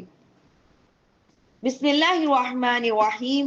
الحمد للہ الذی خلق السماوات والارض وجعل الظلمات والنور ثم الذین کفروا بربهم يعدلون. هو الذی خلقکم من طین ثم قضى أجلا وأجل مسمى عنده ثم أنتم تمترون. وهو الله في السماوات وفي الأرض يعلم سركم وجهركم ويعلم ما تكسبون. اللہ ارشاد فرما رہے تمام خوبیاں اللہ ہی کے لیے ہیں جس نے آسمان اور زمین پیدا کیے اور اندھیروں اور نور کو پیدا کیا. پھر بھی کافر لوگ اپنے رب کے برابر ٹھہراتے ہیں. وہی ہے جس نے تمہیں مٹی سے پیدا کیا، پھر ایک مدت کا فیصلہ فرمایا اور ایک مقررہ مدت اسی کے پاس ہے، پھر تم شک کرتے ہو. اور وہی اللہ آسمانوں اور زمین میں ہے، لائق عبادت ہے. وہ تمہاری ہر پوشیدہ اور ظاہری بات کو جانتا ہے اور تمہارے تمام کاموں کو جانتا ہے. وَمَا تَأْتِيهِم مِّنْ آيَةٍ مِّنْ آيَاتِ رَبِّهِمْ إِلَّا كَانُوا عَنْهَا مُعْرِضِينَ. اور ان کے پاس ان کے رب کی نشانیوں میں سے کوئی بھی نشانی نہیں آتی مگر یہ کہ اس سے منہ پھیر لیتے ہیں. فَقَدْ كَذَّبُوا بِالْحَقِّ لَمَّا جاءهم فسوف يأتيهم أنباء ما كانوا به يستهزئون. تو بے شک انہوں نے حق کو جھٹلایا جب ان کے پاس آیا، تو عنقریب ان کے پاس اس کی خبر آنے والی ہے جس کا یہ مذاق اڑاتے ہیں. اگر دیکھیے کیا انہوں نے نہیں دیکھا تھا کہ ہم نے اس سے پہلے کتنی قوموں کو ہلاک کر دیا، انہیں ہم نے زمین میں وہ قوت اور طاقت عطا فرمائی تھی تو جو تمہیں نہیں دی، اور ہم نے ان پر موسلادھار بارش بھیجی اور ان کے نیچے نہریں برسا دی، نہریں بہا دی، پھر ان کے گناہوں کی وجہ سے انہیں ہلاک کر دیا اور ان کے بعد دوسری قومیں پیدا کر دی۔ آیت نمبر 7، اور اگر ہم کاغذ میں کچھ لکھا ہوا آپ پر اتار دیتے ہیں تو پھر وہ اسے چھو لیتے ہیں، تب بھی کافر کہہ دیتے ہیں کہ وہ تو کھلا جادو ہے۔ آیت نمبر 8، اور کافروں نے کہا ان پر آسمان سے کوئی فرشتہ کیوں نہ اتارا گیا، حالانکہ کہ اگر ہم کوئی فرشتہ اتارتے تو فیصلہ کر دیا جاتا، پھر انہیں مہلت نہ دی جاتی۔ وَلَوْ جَعَلْنَاهُ مَلَكًا لَجَعَلْنَاهُ رَجُلًا وَلَلَبَسْنَا عَلَيْهِمْ مَا يَلْبِسُونَ، اور اگر ہم نبی کو فرشتہ بنا دیتے تو بھی انہیں مرد ہی بناتے اور ان پر شبہ ڈال دیتے جس میں اب پڑے ہیں وَلَقَدِ اسْتُهْزِئَ بِرُسُلٍ مِّن قَبْلِكَ فَحَاقَ بِالَّذِينَ خَسِرُوا مِنْهُم مَّا كَانُوا بِهِ يَسْتَهْزِئُونَ۔ اے حبیب، بے شک تم سے پہلے رسولوں کے ساتھ بھی مذاق کیا گیا، تو وہ جو ان میں سے رسولوں کا مذاق اڑاتے ہیں ان پر ان کا مذاق ہی اتر گیا۔ آیت نمبر 11، قُلْ سِیرُوا فِی الْأَرْضِ ثُمَّ انظُرُوا کَیْفَ کَانَ عَاقِبَةُ الْمُکَذِّبِینَ، تم فرماؤ زمین میں سیر کرو پھر دیکھو کہ جھٹلانے والوں کا انجام کیسا ہوا۔ قُلْ لِمَن مَّا فِی السَّمَاوَاتِ وَالْأَرْضِ قُلِ اللَّهُ كَتَبَ عَلَىٰ نَفْسِهِ الرَّحْمَةَ لَيَجْمَعَنَّکُمْ إِلَىٰ يَوْمِ الْقِیَامَةِ لَا رَیْبَ فِیہِ الَّذِینَ خَسِرُوا أَنفُسَهُمْ فَهُمْ لَا یُؤْمِنُونَ۔ تم فرماؤ کس کا ہے جو کچھ بھی آسمان اور زمین میں ہے؟ فرما دو اللہ ہی کا ہے، اس نے اپنے ذمہ کرم پر رحمت لکھ لی ہے، بے شک وہ ضرور تمہیں قیامت کے دن جمع کرے گا جس میں کوئی شک نہیں، اور وہ جنہوں نے اپنی جانوں کو نقصان میں ڈالا ہوا ہے تو وہ ایمان نہیں لاتے۔ وَلَهُ مَا سَكَنَ فِي اللَّيْلِ وَالنَّهَارِ وَهُوَ السَّمِيعُ الْعَلِيمُ، اور سب کچھ اسی کا ہے جو دن اور رات میں بستا ہے اور وہی سننے والا جاننے والا ہے۔ آیت نمبر 14، تم فرماؤ کیا کسی اور کو اس اللہ کے سوا والی وارث بنا لو جو آسمان اور زمین کا پیدا فرمانے والا ہو، وہ کھلاتا ہے اور وہ خود کھانے سے پاک ہے۔ تم فرماؤ مجھے حکم دیا گیا ہے کہ میں سب سے پہلے فرما برداری کے لیے گردن جھکاؤں اور تو ہرگز شرک کرنے والوں میں سے نہ ہونا۔ تم فرماؤ اگر میں اپنے رب کی نافرمانی کروں تو مجھے بڑے دن کے عذاب کا ڈر ہے، جس دن سے عذاب پھیر دیا گیا تو ضرور اس پر اللہ نے رحم فرمایا اور یہی کھلی کامیابی ہے۔ آیت نمبر 17، وَإِن يَمْسَسْكَ اللَّهُ بِضُرٍّ فَلَا كَاشِفَ لَهُ إِلَّا هُوَ وَإِن يَمْسَسْكَ بِخَيْرٍ فَهُوَ عَلَى كُلِّ شَيْءٍ قَدِيرٌ وَهُوَ الْقَاهِرُ فَوْقَ عِبَادِهِ وَهُوَ الْحَكِیمُ الْخَبِیرُ۔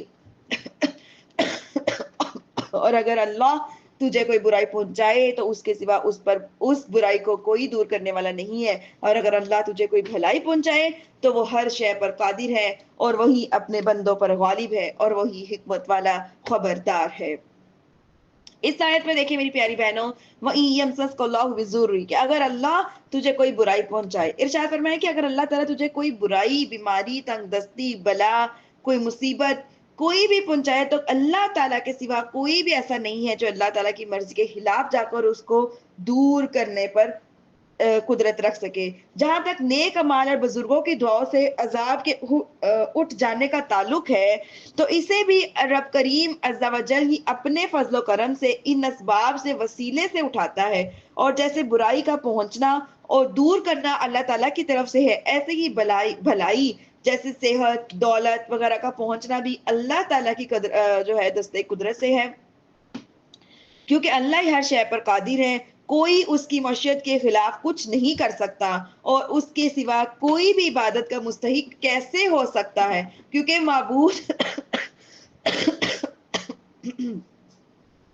معبود وہ ہے جو قدرت کاملہ رکھتا ہو اور کسی کا حاجت مند نہ ہو، اور اللہ تعالیٰ کے سوا ایسا کوئی بھی نہیں ہے، لہذا صرف اللہ ہی کو اپنا رب مانو اور صرف اسی کی عبادت کرو۔ آگے دیکھیے آیت نمبر 19، تم فرماؤ سب سے بڑی گواہی کس کی ہے؟ فرما دو میرے اور تمہارے درمیان کون گواہ ہے؟ اللہ گواہ ہے، اور میری طرف اس قرآن کی وحی کی گئی ہے تاکہ میں اس کے ذریعے تمہیں اور جن کو یہ پہنچے انہیں ڈراؤں۔ کیا تم یہ گواہی دیتے ہو کہ اللہ کے ساتھ دوسرے کو بھی کوئی اور دوسرا بھی معبود ہے؟ تم فرماؤ کہ میں یہ گواہی نہیں دیتا۔ تم فرماؤ وہ تو ایک ہی معبود ہے اور میں ان سے بیزار ہوں جنہیں تم اللہ کا شریک ٹھہراتے ہو۔ آگے دیکھیے آیت نمبر 20، الذین آتیناہم الکتاب یعرفونہ کما یعرفون ابناءہم الذین خسروا انفسہم فہم لا یؤمنون، جن کو ہم نے کتاب دی اس نبی کو پہچانتے ہیں جیسا اپنے بیٹوں کو پہچانتے ہیں، انہوں نے اپنی جان نقصان میں ڈالی، وہ ایمان نہیں لاتے۔ وَمَنْ أَظْلَمُ مِمَّنِ افْتَرَىٰ عَلَى اللَّهِ كَاذِبًا أَوْ كَذَّبَ بِآيَاتِهِ إِنَّهُ لَا يُفْلِحُ الظَّالِمُونَ، اور اس سے بڑھ کر ظالم کون جو اللہ پر جھوٹ باندھے یا اس کی آیتوں کو جھٹلائے، بے شک ظالم فلاح نہ پائے گا۔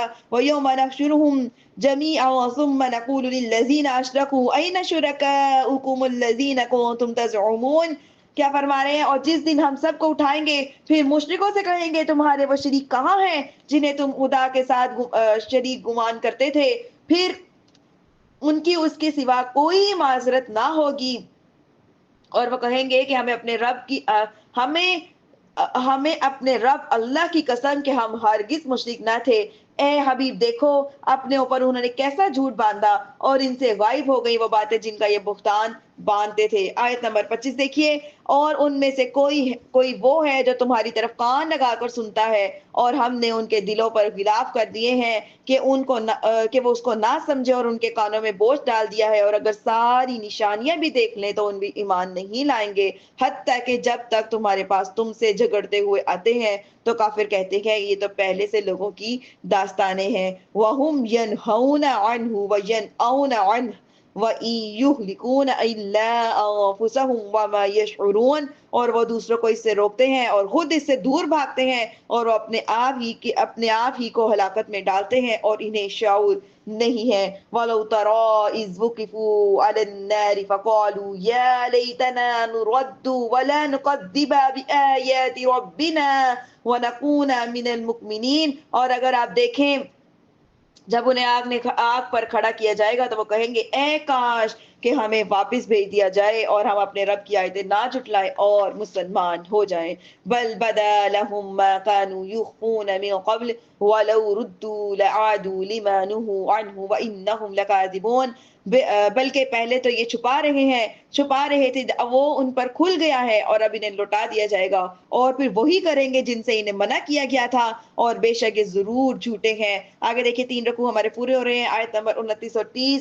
اور انہوں نے کہا تھا کہ زندگی تو صرف دنیاوی زندگی ہی ہے اور ہمیں اٹھایا نہیں جائے گا، اور اگر تم دیکھو جب انہیں ان کے رب کی بارگاہ میں کھڑا کیا جائے گا تو وہ فرمائیں گے کیا یہ حق نہیں؟ تو کہیں گے کیوں نہیں، ہمیں ہمارے رب کی قسم فرمائیں گا کہ اب اپنے کفر کے بدلے میں عذاب کا مزہ چکھو۔ آیت نمبر 31، بے شک ان لوگوں نے نقصان اٹھایا جنہوں نے اپنے رب سے ملنے کو جھٹلایا، یہاں تک کہ جب ان پر اچانک قیامت آئے گی تو کہیں گے ہائے افسوس اس پر جو ہم نے اس کے ماننے میں کوتاہی کی اور اپنے گناہوں کے بوجھ اپنی پیٹھ پر لاد دیے ہوئے ہوں گے، خبردار وہ کتنا برا بوجھ اٹھائے ہوئے ہوں گے۔ آگے دیکھیے آیت نمبر 32، وَمَا الْحَيَاةُ الدُّنْيَا إِلَّا لَعِبٌ وَلَلدَّارُ الْآخِرَةُ خَيْرٌ لِلَّذِينَ يَتَّقُونَ افلا تعقلون، اور دنیا کی زندگی صرف کھیل کود ہے اور بے شک آخرت والا گھر ڈرنے والوں کے لیے بہتر ہے، تو کیا تم سمجھتے نہیں؟ تو یہاں پہ مفتی احمد یار خان نعیمی نے بڑی پیاری بات یہاں بھی ارشاد فرمائی ہے، فرماتے ہیں کہ دنیا کی زندگی وہ ہے جو نفس کی خواہشات میں گزر جائے، اور زندگی آخرت کے لیے توشہ جمع کرنے میں صرف ہو، وہ دنیا میں زندگی تو ہے مگر دنیا کی زندگی نہیں، لہذا انبیاء اور صالحین کی زندگی دنیا کی زندگی نہیں بلکہ دین کی زندگی ہے۔ الغرض یہ کہ غافل اور عاقل کی زندگیوں میں بڑا فرق ہے۔ ایک انسان، اب ہم یہ تو نہیں کہہ سکتے نا کہ دنیا چھوڑ ہی دے، ایسا ہو نہیں سکتا کیونکہ مر نہیں سکتے، مرنا کب ہے جب حکم اللہ کا آئے گا۔ تو مقصد یہ ہے کہ دنیا میں رہ کر دنیا کی محبت سے، دنیا کی میل کچیل سے اپنے دل کو پاک رکھیں اور اپنی مصروفیت کو اللہ اور اس کے دین کی تبلیغ میں وقف کریں۔ یہی جو ہے دنیا میں رہتے ہوئے بھی دنیا کی زندگی نہیں ہے، کیونکہ یہ آخرت کا توشہ ہے۔ ہر چیز میں اللہ کا شکر ادا کریں، ہر بات میں اپنے رب کو یاد کریں، سبحان اللہ، الحمدللہ، ماشاءاللہ، کوئی بھی بات شروع ہو اللہ سے شروع ہو کر اللہ کے نام پر ہی پوری ہو جائے۔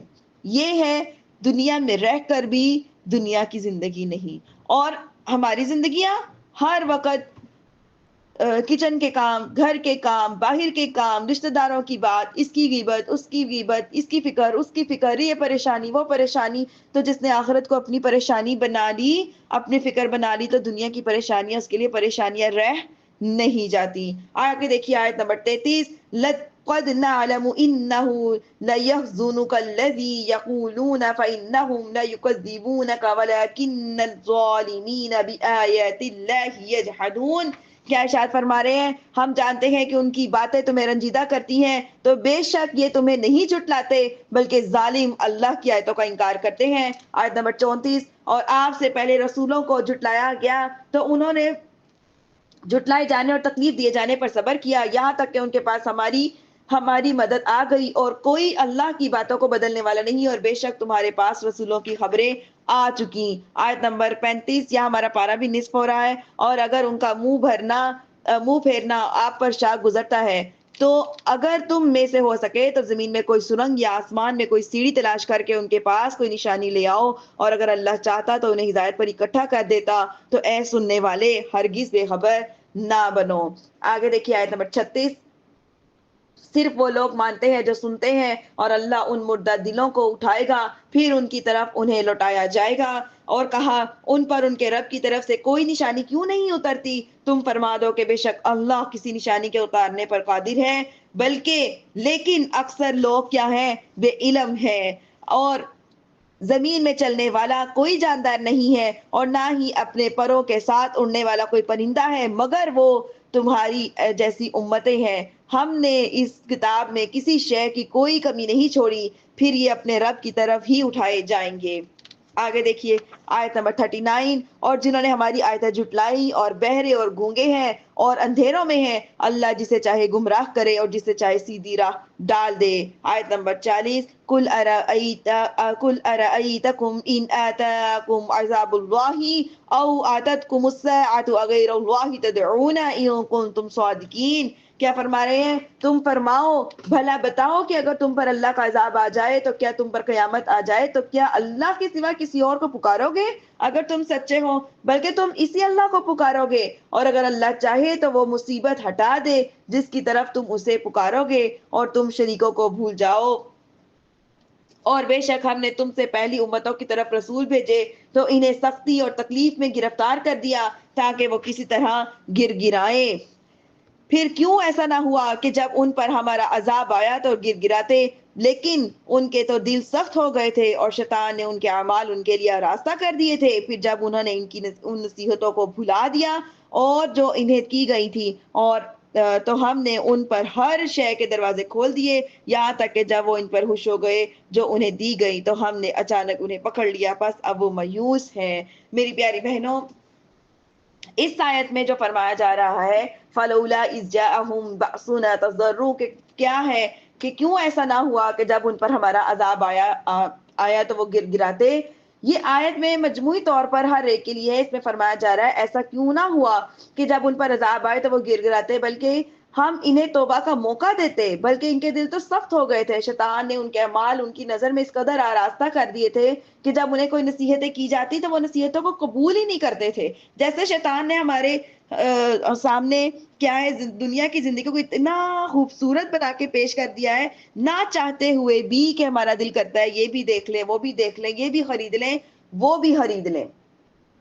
تو کیا ہے کہ نہ تم پیش آنے والی مصیبتوں سے اور نہ انبیاء علیہ الصلوۃ والسلام کی نصیحتوں سے ان کا کوئی اثر ہوتا تھا، کیونکہ شیطان نے ان کے دماغوں میں ان کے اعمال کو بہت آراستہ کر دیا تھا. تو ہم نے ان پر ہر چیز یعنی صحت اور سلامتی، وسعت رزق، عیش وغیرہ ہر چیز کے دروازے کھول دیے، یہاں تک کہ وہ اس عیش و عشرت پر اتنا خوش ہو گئے اور اپنے آپ کو اس کا مستحق ہی سمجھنے لگے اور قارون کی طرح تکبر کرنے لگے، اور ہم نے اچانک انہیں پکڑ لیا اور انہیں مبتلا عذاب کر دیا.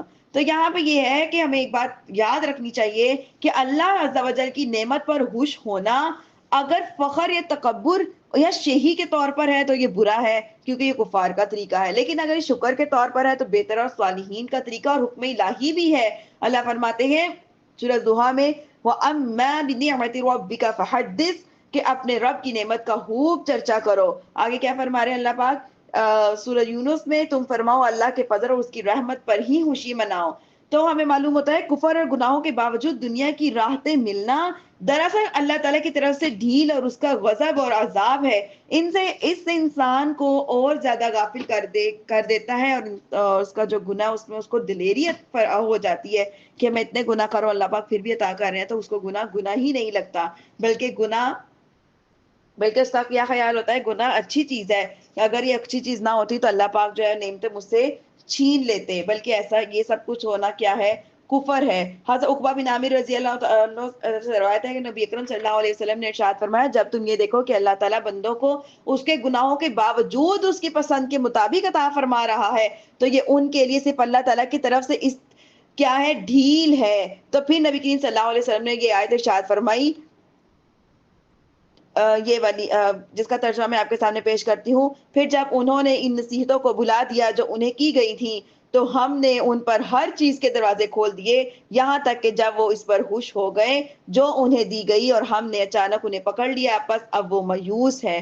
حسن بصری رضی اللہ تعالیٰ نے فرماتے ہیں اللہ کی قسم جس شخص کو اللہ تعالیٰ نے دنیا میں وسعت عطا فرمائی ہے اور اسے یہ خوف نہ ہو کہ کہیں اس میں اللہ تعالیٰ اس کے لیے کوئی خفیہ تدبیر نہ ہو تو بے شک کیا ہے کہ اس کا عمل کیا ہے ناقص ہے اور اس کی فکر کمزور ہے. اور اگر اللہ تعالیٰ کسی شخص کے لیے وسعت اس کے لیے روک دیتا ہے اور پھر بھی وہ گمان نہیں کرتا کہ وسعت روکنے میں اس کے لیے کوئی بھلائی ہوگی اور بلکہ وہ کیا ہے کہ اللہ تعالیٰ سے گلے شکوے کرتا رہتا ہے تو بے شک اس کا عمل کیا ہے ناقص اور فکر کیا ہے کمزور ہے. تو ایسے نام نہاد دانشوروں سے ہمیں سبق حاصل کرنا چاہیے کہ کافروں کی ترقی کو دیکھ کر اسلام سے ناراض ہرگز نہیں ہونا چاہیے، بلکہ کیا ہے کہ مسلمانوں کی معاشیت کا ہر وقت رونا بھی نہیں رونا چاہیے کہ ہم جیسے کہتے ہیں انگریزوں کو کہ انہوں نے اپنے بچوں کی اتنی اچھی تربیت کی، اپنے ملک کے لیے یہ کیا، ملک کے لیے وہ کیا، ہر وقت انہی کے گیت گاتے رہنا، یہ سب کفار کا طریقہ ہے. ان کی جو نعمتیں چیزیں دیکھ کر کوالٹیز دیکھ کر کیا ہے کہ خوش نہیں ہونا چاہیے. فَقُضِيَ دَابِرُ الْقَوْمِ الَّذِينَ ظَلَمُوا وَالْحَمْدُ لِلَّهِ رَبِّ الْعَالَمِينَ. پس ظالموں کی جڑ کاٹ دی گئی اور تمام خوبیاں اللہ ہی کے لیے ہے جو تمام جہانوں کو پالنے والا ہے. آگے دیکھیے اور تم فرماؤ اے لوگو بھلا بتاؤ کہ اگر اللہ تمہارے کان اور تمہاری آنکھیں لے لو اور تمہارے دلوں پر مہر لگا دے تو اللہ کے سوا کون معبود ہے جو تمہیں یہ چیزیں لا دے گا. دیکھو تم کیسے بار بار نشانیاں بیان کرتے ہیں اور پھر بھی یہ لوگ منہ پھیرتے ہیں. آگے دیکھیے تم فرماؤ بھلا بتاؤ اگر تم پر اچانک یا کھلم کھلا اللہ کا عذاب آ جائے تو ظالموں کے سوا کون تباہ کیا جائے گا. پھر ہم رسولوں کو اسی حال میں بھیجتے ہیں کہ وہ خوشخبری دینے والے، ڈر سنانے والے ہوتے ہیں، اور وہ جو ایمان لائے اور اپنی اصلاح کر لے اور ان پر نہ کوئی خوف ہوگا نہ کوئی غمگین ہوں گے، اور جنہوں نے ہماری آیتوں کو جھٹلایا اور انہیں ان کے مسلسل نافرمانی کے سبب عذاب پہنچے گا. اے حبیب آپ فرما دیجئے میں تم سے نہیں کہتا کہ میرے پاس اللہ کے خزانے ہیں اور نہ یہ کہتا ہوں کہ میں خود غیب جان لیتا ہوں اور نہ تم سے یہ کہتا ہوں کہ میں فرشتہ ہوں، میں تو صرف اس وحی کا پیروکار ہوں جو میری طرف آتی ہے. تم فرماؤ یعنی اے حبیب آپ فرمائیے کیا اندھا اور دیکھنے والا برابر ہو سکتے ہیں؟ کیا تم غور نہیں کرتے؟ آگے دیکھیے اور اس قرآن سے ان لوگوں کو ڈراؤ جو اس بات سے ڈرتے ہیں کہ انہیں اس کے رب کی طرف سے یوں اٹھایا جائے گا کہ اللہ کے سوا نہ ان کا کوئی حمایتی ہوگا نہ کوئی سفارشی ہوگا. انہیں اس امید سے ڈراؤ یہ ہرگز پرہیزگار ہو جائے. اور ان لوگوں کو دور نہ کرو جو صبح شام اللہ اپنے رب کو اس کی رضا چاہتے ہوئے پکارتے ہیں. آپ پر ان کے حساب سے کچھ نہیں اور ان پر تمہارے حساب سے کچھ نہیں، پھر آپ انہیں دور کریں تو یہ کام انصاف سے بعید ہے. اور یوں ہی ہم نے ان میں بعض کی دوسروں کے ذریعے آزمائش کی کہ یہ کہیں کہ کیا یہ لوگ جن پر ہمارے درمیان میں سے اللہ نے احسان کیا کیا اللہ شکر گزاروں کو خوب نہیں جانتا؟ یعنی اللہ دیکھنا چاہتا ہے کہ میرے بندے کس حال میں میرا شکر ادا کرتے ہیں. اور جب آپ کی بارگاہ میں وہ لوگ حاضر ہوں جو ہماری آیتوں پر ایمان لاتے ہیں تو ان میں سے فرماؤ تم پر سلام، تمہارے رب نے اپنے ذمہ کرم پر رحمت لازم کر لی ہے تو تم میں سے جو کوئی نادانی اور جو کوئی برائی کر لے پھر اس کے بعد توبہ کر لے اور اپنی اصلاح کر لے بے شک اللہ بخشنے والا مہربان ہے. اور اسی طرح ہم آیتوں کو مفصل بیان کرتے ہیں اور اس لیے کہ مجرموں کا راستہ واضح ہو جائے. آپ فرما دیجئے مجھے منع کیا گیا ہے کہ میں اس کی عبادت کروں جس کی تم اللہ کے سوا عبادت کرتے ہو. آپ فرمائیے میں تمہاری خواہشوں پر نہیں چلتا، اگر یوں ہوتا تو میں بھٹک جاتا اور ہدایت یافتہ لوگوں میں سے نہ ہوتا. آیت نمبر 57 اور 8. آپ فرما دیجئے کہ میں تو اپنے رب کی طرف سے روشن دلیل پر ہوں اور تم نے اسے جھٹلایا. جس عذاب کے آنے پر تم جلدی مچا رہے ہو وہ میرے پاس نہیں، حکم صرف اللہ ہی کا ہے. وہ حق بیان فرماتا ہے، وہ سب سے بہتر فیصلہ کرنے والا ہے. آپ فرمائیے اگر وہ عذاب میرے پاس ہوتا جس کی تم جلدی مچا رہے ہو تو میرے اور تمہارے درمیان معاملہ ختم ہو چکا ہوتا، اور اللہ ظالموں کو خوب جانتا ہے. اور غیب کی کنجیاں اسی کے پاس ہے، اس کو صرف وہی جانتا ہے جو کچھ خشکی اور تری میں ہے، وہ سب کچھ جانتا ہے. کوئی پتا نہیں گرتا اور نہ کوئی زمین کی تاریکیوں میں کوئی دانہ ہے، مگر وہ ان سب کو جانتا ہے. اور کوئی تر چیز نہیں ہے نہ ہی کوئی خشک چیز ہے مگر وہ ایک روشن کتاب میں ہے. وَهُوَ الَّذِي يَتَوَفَّاكُم بِاللَّيْلِ يَعْلَمُ مَا جَرَحْتُم بِالنَّهَارِ ثُمَّ يَبْعَثُكُم فِيهِ لِيُقْضَىٰ أَجَلٌ مُّسَمًّى ثُمَّ إِلَيْهِ مَرْجِعُكُمْ ثُمَّ يُنَبِّئُكُم بِمَا كُنتُمْ تَعْمَلُونَ. اور وہی ہے جو رات کو تمہاری روحیں قبض کر لیتا ہے اور جو کچھ تم دن میں کماتے ہو اسے جانتا ہے، پھر تمہیں دن کے وقت اٹھاتا ہے تاکہ مقررہ مدت پوری ہو جائے، پھر اسی کی طرف تمہارا لوٹنا ہے، پھر وہ بتائے گا جو کچھ تم کرتے ہو. وَهُوَ الْقَاهِرُ فَوْقَ عِبَادِهِ وَيُرْسِلُ عَلَيْكُمْ حَفَظًا حَتَّى إِذَا جَاءَ أَحَدَكُمُ الْمَوْتُ تَوَفَّتْهُ رُسُلُنَا وَهُمْ لَا يُفَرِّطُونَ.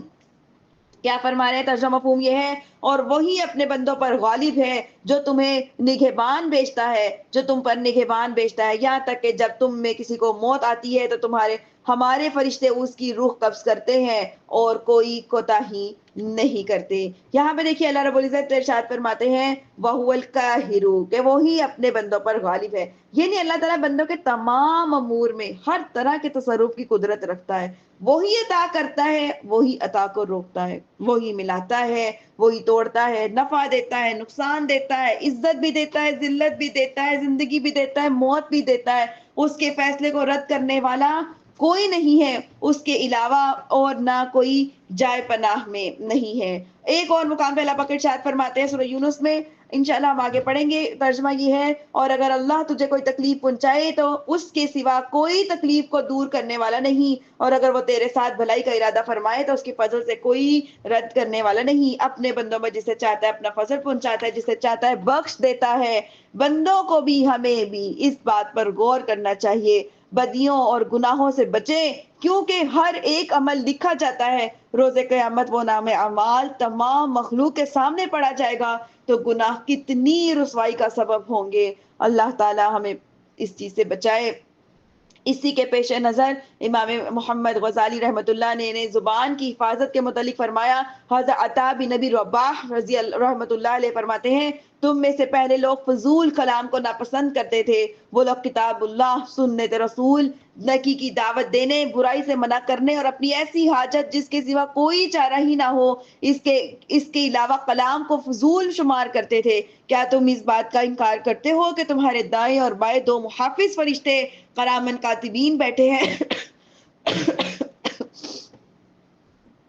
کوئی بات وہ زبان سے نہیں نکالتا کہ اس کے پاس ایک محافظ تیار نہ بیٹھا ہو. اللہ پاک ارشاد فرماتے ہیں سورۃ قاف میں کیا تمہیں یہ جو میں نے آپ کے سامنے ترجمہ رکھا، کیا ہمیں اس بات سے حیا نہیں آتی کہ تمہارا نام اعمال جب کھولا جائے گا وہ دن بھر صادر ہونے والی باتوں سے بھرا ہوا ہوگا. ان میں زیادہ تر وہ باتیں ہوں گی جن کا نہ تمہارے دین سے کوئی تعلق ہوگا نہ دنیا سے. ایک صحابی نے عرض کیا، فرماتے ہیں میرے ساتھ کوئی شخص بات نہیں کرتا، اسے جواب دینا شدید پیاس کے وقت ٹھنڈے پانی سے زیادہ میری خواہش ہوتی ہے، لیکن میں اس خوف سے اسے جواب نہیں دیتا کہ کہیں یہ فضول کلام نہ ہو جائے. میری پیاری اور دینی بہنوں، 24 گھنٹوں میں میرا خیال ہے آدھے سے زیادہ گھنٹے ہمارے فضول باتوں میں گزر جاتے ہیں، لف گوئیوں میں، اس کی غیبتیں کر، اس کی غیبتیں کر. اگر ہم صرف اتنا سا گمان رکھ لیں کہ اللہ تعالیٰ کل جب ہماری ساری باتیں سب کے سامنے کھول کر لکھ بیان کریں گے تو ہم کیسے لوگوں کا سامنا کریں گے، اللہ کا سامنا کیسے کریں گے؟ پھر ایک ایک نیکی کے لیے ترسیں گے، ایک ایک لمحے کے لیے روئیں گے، کاش ہم نے نیکی کر لی ہوتی، کاش ہم نے یہ باتیں نہ کی ہوتی۔ آج ہم بیٹھتے ہیں، گھنٹوں تبصرے کرتے ہیں، اس خاندان کے کر لیے، اس کے کر لیے، کھانے پینے کے کر لیے، ریسٹورینٹس کے کر لیے، ہر چیز کا تبصرہ کرتے ہیں، لیکن جب نیکی کی بات آتی ہے تو ہماری نیندیں آنے لگ جاتی ہیں، ہمیں کوئی بات ہی کرنی نہیں آتی، ہم کہیں گے ہمیں بولنا نہیں آتا، ہمیں بات نہیں کرنے آتی، لیکن جب دنیا داری کی باتیں آتی ہیں تو بے شمار باتیں، بے شمار باتیں۔ اللہ پاک ہمیں سمجھ عطا کرے، اللہ ہمیں فضول باتوں سے بچنے کی توفیق عطا فرمائے۔ یہ ساری چیزیں ہمارے اندر سے اس وقت نکلیں گی جب ہمارے اندر اس بات کا خوف ہوگا کہ روز قیامت جب یہ ساری چیزیں ہمارے اللہ ہمارے سب کے سامنے کھول کر بیان کریں گے، تب ہمیں کتنی شرمندگی ہوگی۔ یہ سارے اوقات جن کو ہم اب ضائع کر رہے ہیں، جب یہ اوقات کا حساب لیا جائے گا پھر ہمیں اس کی قدر ہوگی۔ اس بارے میں بار بار سوچا کریں، تبصرہ کیا کریں، اب اس کی تکرار کیا کریں، اس کے بارے میں غور کیا کریں، پھر ہمارے اندر سے جو دنیا کی میل، اس کا جو زنگ ہمارے دلوں میں لگ گیا ہے، ہمارے دماغوں میں، ہمارے عضو میں لگ گیا ہے، ہمارے گھروں میں اندر باہر ظاہر باطن میں لگ گیا ہے، پھر انشاءاللہ آہستہ آہستہ وہ زنگ اترنا شروع ہو جائے گا۔ پھر ایک دن آئے گا وہ زنگ نور میں بدل جائے گا، اور وہ نور جو ہے وہ ہمیں اللہ کے قرب عطا کرے گا۔ جب قرب الہی عطا ہو جائے گی تو پھر ہمیں انشاءاللہ تعالی اللہ پاک ہمیں اپنے مقربین میں بھی شمار فرما لیں گے۔ اللہ پاک ہمیں سمجھ کی توفیق عطا فرمائے۔ ثم ردوا الى الله مولاهم الحق الا له الحكم وهو اسرع الحاسبین۔ پھر انہیں اللہ کی طرف لوٹایا جائے گا جو ان کا حقیقی مالک ہے۔ سن لو، الا سن لو، اسی کا حکم ہے اور وہ سب سے جلد حساب لینے والا ہے۔ میری پیاری اور دینی بہنوں، امام محمد غزالی رحمۃ اللہ علیہ فرماتے ہیں کہ انسان کو چاہیے کہ رات سوتے وقت ایک گھڑی مقرر کر لے تاکہ وہ اپنے نفس سے اس دن کا سارا حساب کتاب لے سکے۔ جس طرح کاروبار میں شریک شخص کیا کرتا ہے کہ رات کو دکانیں بند کرنے سے پہلے، گھر آ کر سونے سے پہلے سارے دن کے حساب کی لسٹ بناتا ہے، آج میں نے اتنا منافع کمایا، اتنا نقصان کیا، آج میں نے گھر میں یہ خرچہ کیا، وہ خرچہ کیا، پھر مہینے کے آخر میں اس کا حساب لگایا جاتا ہے، اس کی فہرست بنائی جاتی ہے، اور ہم دیکھتے ہیں کہ کتنا خرچہ ہم نے کیا ہے۔ اور اسی طرح ہمیں کیا چاہیے کہ ہم اپنے نفس کا حساب کریں، اپنے نفس کا حساب کرتے ہوئے بہت سی احتیاط کرنی چاہیے، کیونکہ نفس بڑا مکار اور ہیلا ساز ہے۔ وہ اپنی خواہش کو انسان کے سامنے اطاعت کی شکل میں پیش کرتا ہے تاکہ انسان اسے بھی نفع شمار کرے، حالانکہ وہ نقصان ہوتا ہے۔ اور انسان کو چاہیے کہ اپنے نفس سے مباحات تک کا حساب لے، اور یہ تو نے کیوں کیا، یہ تو نے کس کے لیے کیا، اگر اس میں کوئی عیب دیکھے تو اپنے نفس کو اس کا ذمہ دار ٹھہرائے۔ لیکن افسوس کہ فی زمانہ انسان کس قدر فارغ ہے کہ وہ اپنے نفس سے حساب نہیں لیتا۔ اگر انسان ہر گناہ پر اپنے گھر میں ایک پتھر بھی رکھتا جائے تو تھوڑے ہی دنوں میں اس کا گھر پتھروں سے بھر جائے۔ اگر کرامن کاتبین اس انسان سے لکھنے کی مزدوری طلب کریں تو اس کے پاس کچھ بھی باقی نہ رہے۔ اگر انسان کبھی غفلت میں چند بار سبحان اللہ پڑھتا ہے تو تسبیح ہاتھ میں لے کر بیٹھ جاتا ہے اور کہتا ہے میں نے یہ 100 مرتبہ پڑھ لی، جبکہ سارا دن بےہودہ بکواسات کرتا رہتا ہے۔ اسے شمار کر نہیں کرتا، اور نہ ہی انہیں شمار کرنے کے لیے کوئی ایسی چیز ہاتھ میں لیتا تاکہ معلوم ہو جائے کہ میں نے سارا دن کتنے گناہ کیے ہیں۔ اس صورتحال کے باوجود یہ سوچنا چاہیے کہ میرا نیکیوں کا پلڑا وزنی ہو جائے، کتنی بے عقلی کی بات ہے۔ اسی لیے حضرت عمر فاروق رضی اللہ تعالیٰ عنہ نے ارشاد فرمایا، اس سے پہلے کہ تمہارے اعمال تولے جائیں، تم اپنے اعمال کا خود جائزہ لے لو۔ اپنا محاسبہ کرنے میں آپ رضی اللہ تعالیٰ عنہ کی کیفیت یہ ہوتی تھی کہ جب رات ہوتی تو اپنے پاؤں پر درے لگاتے اور کہتے کہ بتا تو نے آج کیا کیا۔ حضرت انس رضی اللہ عنہ فرماتے ہیں کہ میں نے حضرت عمر فاروق رضی اللہ عنہ کو ایک دیوار کے پیچھے یہ کہتے ہوئے سنا، واہ واہ، لوگ تجھے امیر المؤمنین کہتے ہیں، لیکن اللہ کی قسم تو اللہ تعالیٰ سے نہیں ڈرتا اور اس کے عذاب میں مبتلا ہونے کو تیار رہتا ہے۔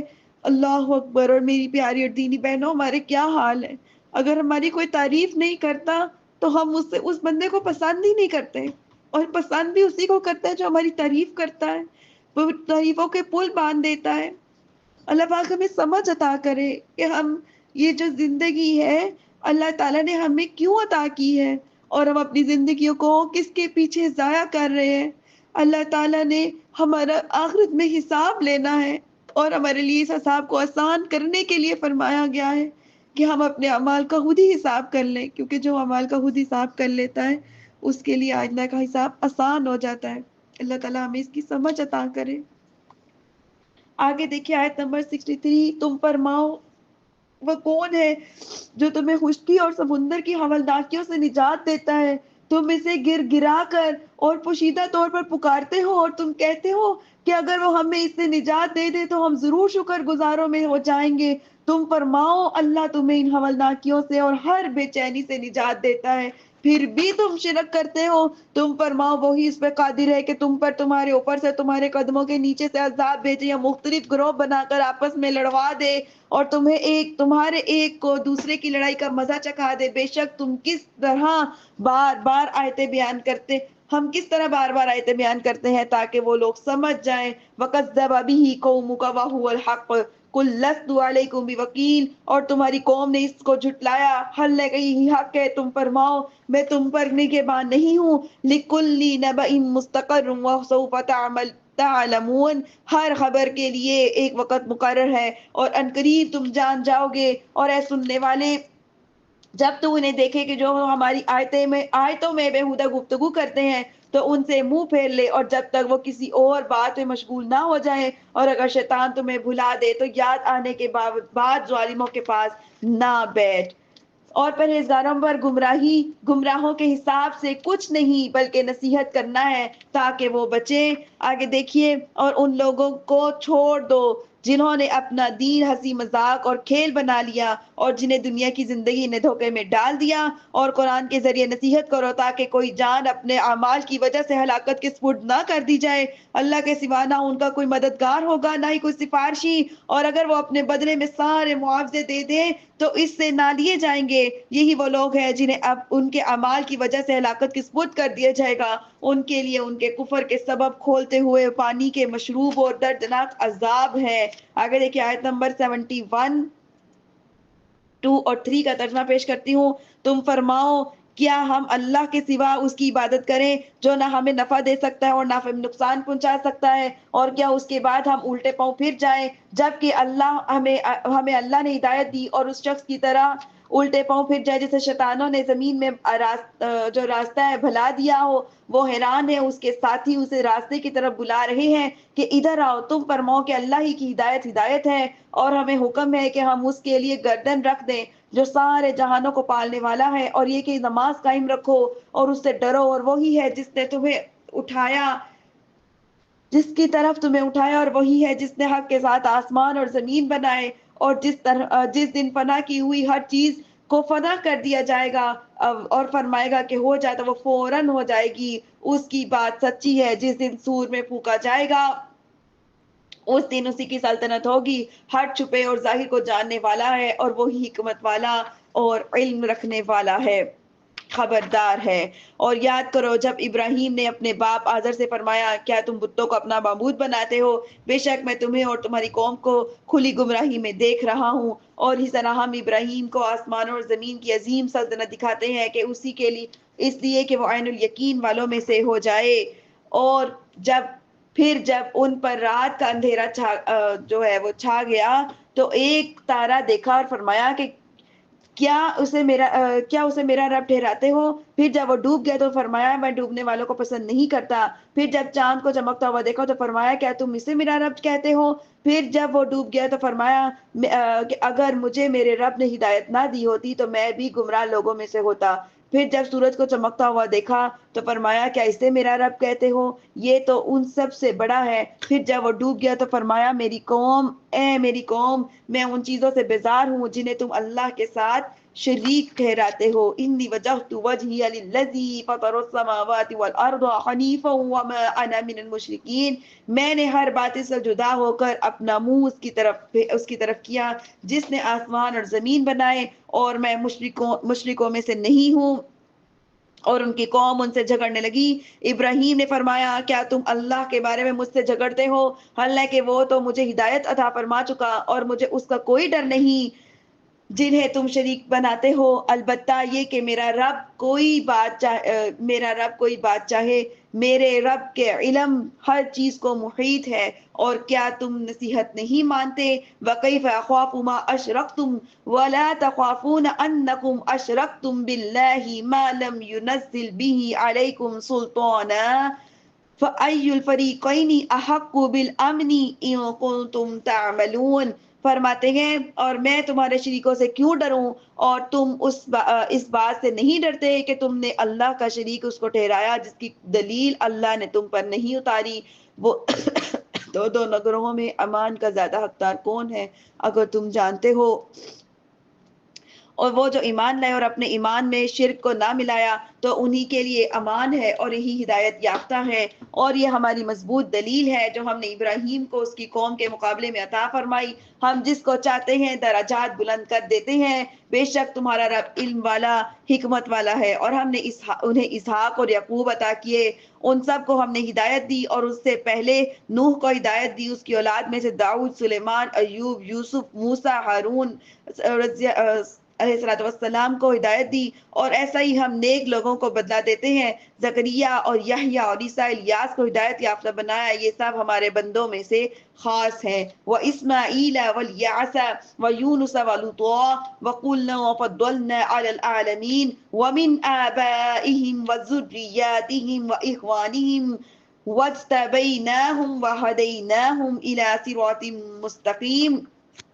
اور اسماعیل اور عیسیٰ اور یونس اور لوط کو ہدایت دی، اور ہم نے سب کو تمام جہان والوں پر فضیلت عطا فرمائی، اور ان کے باپ دادا اور ان کی اولاد اور ان کے بھائیوں میں سے بھی بعض کو ہدایت دی، اور ہم نے انہیں چن لیا اور ہم نے انہیں سیدھے راستے کی طرف ہدایت دی۔ ذَلِكَ هُدُى اللَّهِ يَهْدِي بِهِ مَن يَشَاءُ وَمِنْ عِبَادِهِ وَلَوْ أَشْرَكُوا لَحَبِطَ عَنْهُمْ مَا كَانُوا يَعْمَلُونَ۔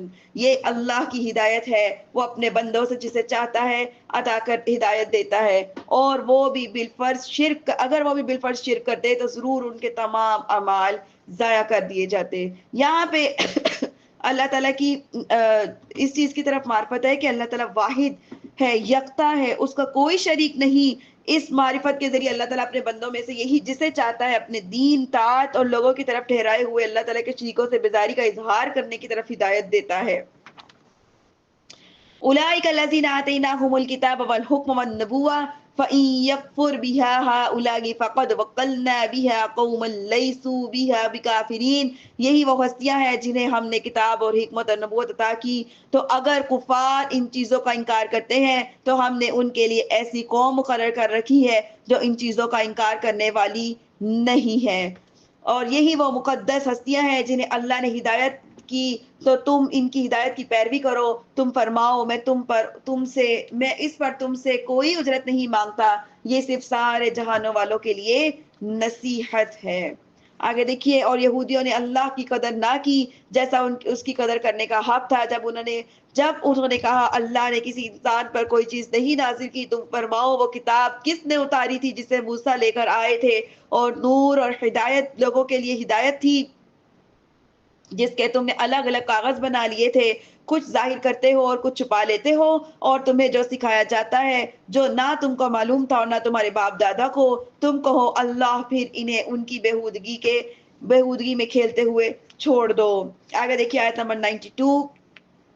اور یہ برکت والی کتاب ہے جسے ہم نے نازل کیا ہے، پہلی کتابوں کی تصدیق کرنے والی ہے، اور اس لیے اتاری گئی ہے تاکہ تم اس کے ذریعے مرکزی شہر اور اس کے ارد گرد والوں کو ڈر سناؤ، اور وہ جو آخرت میں ایمان لاتے ہیں وہی اس کتاب پر ایمان لاتے ہیں اور وہ اپنی نماز کی حفاظت کرتے ہیں۔ اور اس سے بڑھ کر ظالم کون جو اللہ پر جھوٹ باندھے اور کہے میری طرف وحی کی گئی حالانکہ اس کی طرف کسی شے کی وحی نہیں کی گئی، اور جو کہے میں بھی ابھی ایسا اتاروں گا جیسا اللہ نے اتارا ہے۔ پھر اگر تم دیکھو جب ظالم موت کی سختیوں میں ہوتے ہیں اور فرشتہ ہاتھ ہلاتے ہوئے کہتے ہیں کہ اپنی جانیں نکالو، آج تمہیں ذلت کا عذاب دیا جائے گا، اس کے بدلے میں تو تم اللہ پر ناحق باتیں کرتے تھے اور ان کی آیتوں کو جھٹلاتے تھے۔ آگے دیکھیے آیت نمبر 94۔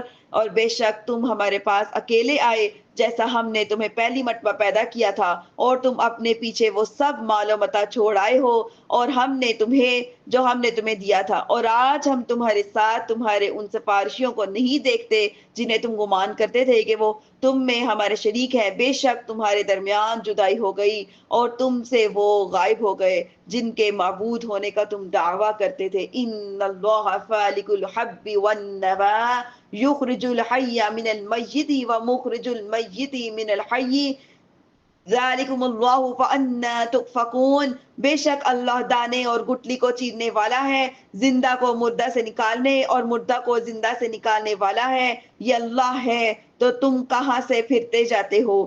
یہاں پہ نبوت توحید کا بیان کے بعد اللہ تعالیٰ اپنی کمال قدرت، علم اور حکمت کے دلائل ذکر فرما رہے ہیں، کیونکہ مقصود اعظم اللہ عز و جل اس کی تمام صفات افعال کی معرفت ہے، اور یہ جاننا ہے کہ وہی تمام چیزوں کا پیدا کرنے والا ہے، جو ایسا ہو وہی مستحق عبادت ہو سکتا ہے، نہ کہ وہ بت جنہیں مشرکین پوجتے ہیں۔ خشک دانہ اور گٹلی کو چیر کر ان کے اندر سے سبزہ اور درخت پیدا کرنا، اور ایسی زمینوں میں جس کے نرم ریشوں کو جاری کر دینا، جیسے کہ سخت چیزوں میں سے بھی اللہ پاک جو ہے، جیسے کہ یہ پہاڑ ہیں، اللہ پاک بھی روزہ قیامت روئی کا بنا دیں گے۔ پھر ان پہاڑوں کے اگر یہ پہاڑ نہ ہوتے تو یہ پہاڑوں کو زمین میں جنبش پیدا کرنے کے لیے بنایا گیا ہے، تاکہ زمین، کیونکہ پانی زمین میں بہت زیادہ ہے، تاکہ زمین جو ہے وہ ہلے نہیں، اپنی جگہ پہ منجمد رہے۔ تو یہ اللہ ہی ہے جو مردے میں سے زندہ کو نکالتے ہیں، اور کیا کرتے ہیں، ایک بیج میں سے جو پودے کو پیدا کرتے ہیں، پھر پھل پیدا کرتے ہیں، پھر اس کی ترتیب، اس کا رنگ، اس کا ذائقہ، ہر چیز، اور زمین میں سبزہ جو کچھ بھی ہے اللہ پاک ایک ایک چیز سے عطا کرتے ہیں، اور بند پتھر میں اللہ پاک کیڑے کو بھی رزق عطا کرتے ہیں، اس کو کون سی چیز چاہیے، کیا کھانا ہے کیا نہیں، ہر چیز جو ہے وہ اللہ عطا کرنے والا ہے۔ جب کسی میں اتنی ساری خوبیاں پائی جائیں، اتنی ساری چیزیں پائی جائیں، صرف وہی جو ہے وہ خالق کا مستحق ہو سکتا ہے، معبود کا مستحق ہو سکتا ہے، اور وہ صرف اور صرف کون ہے؟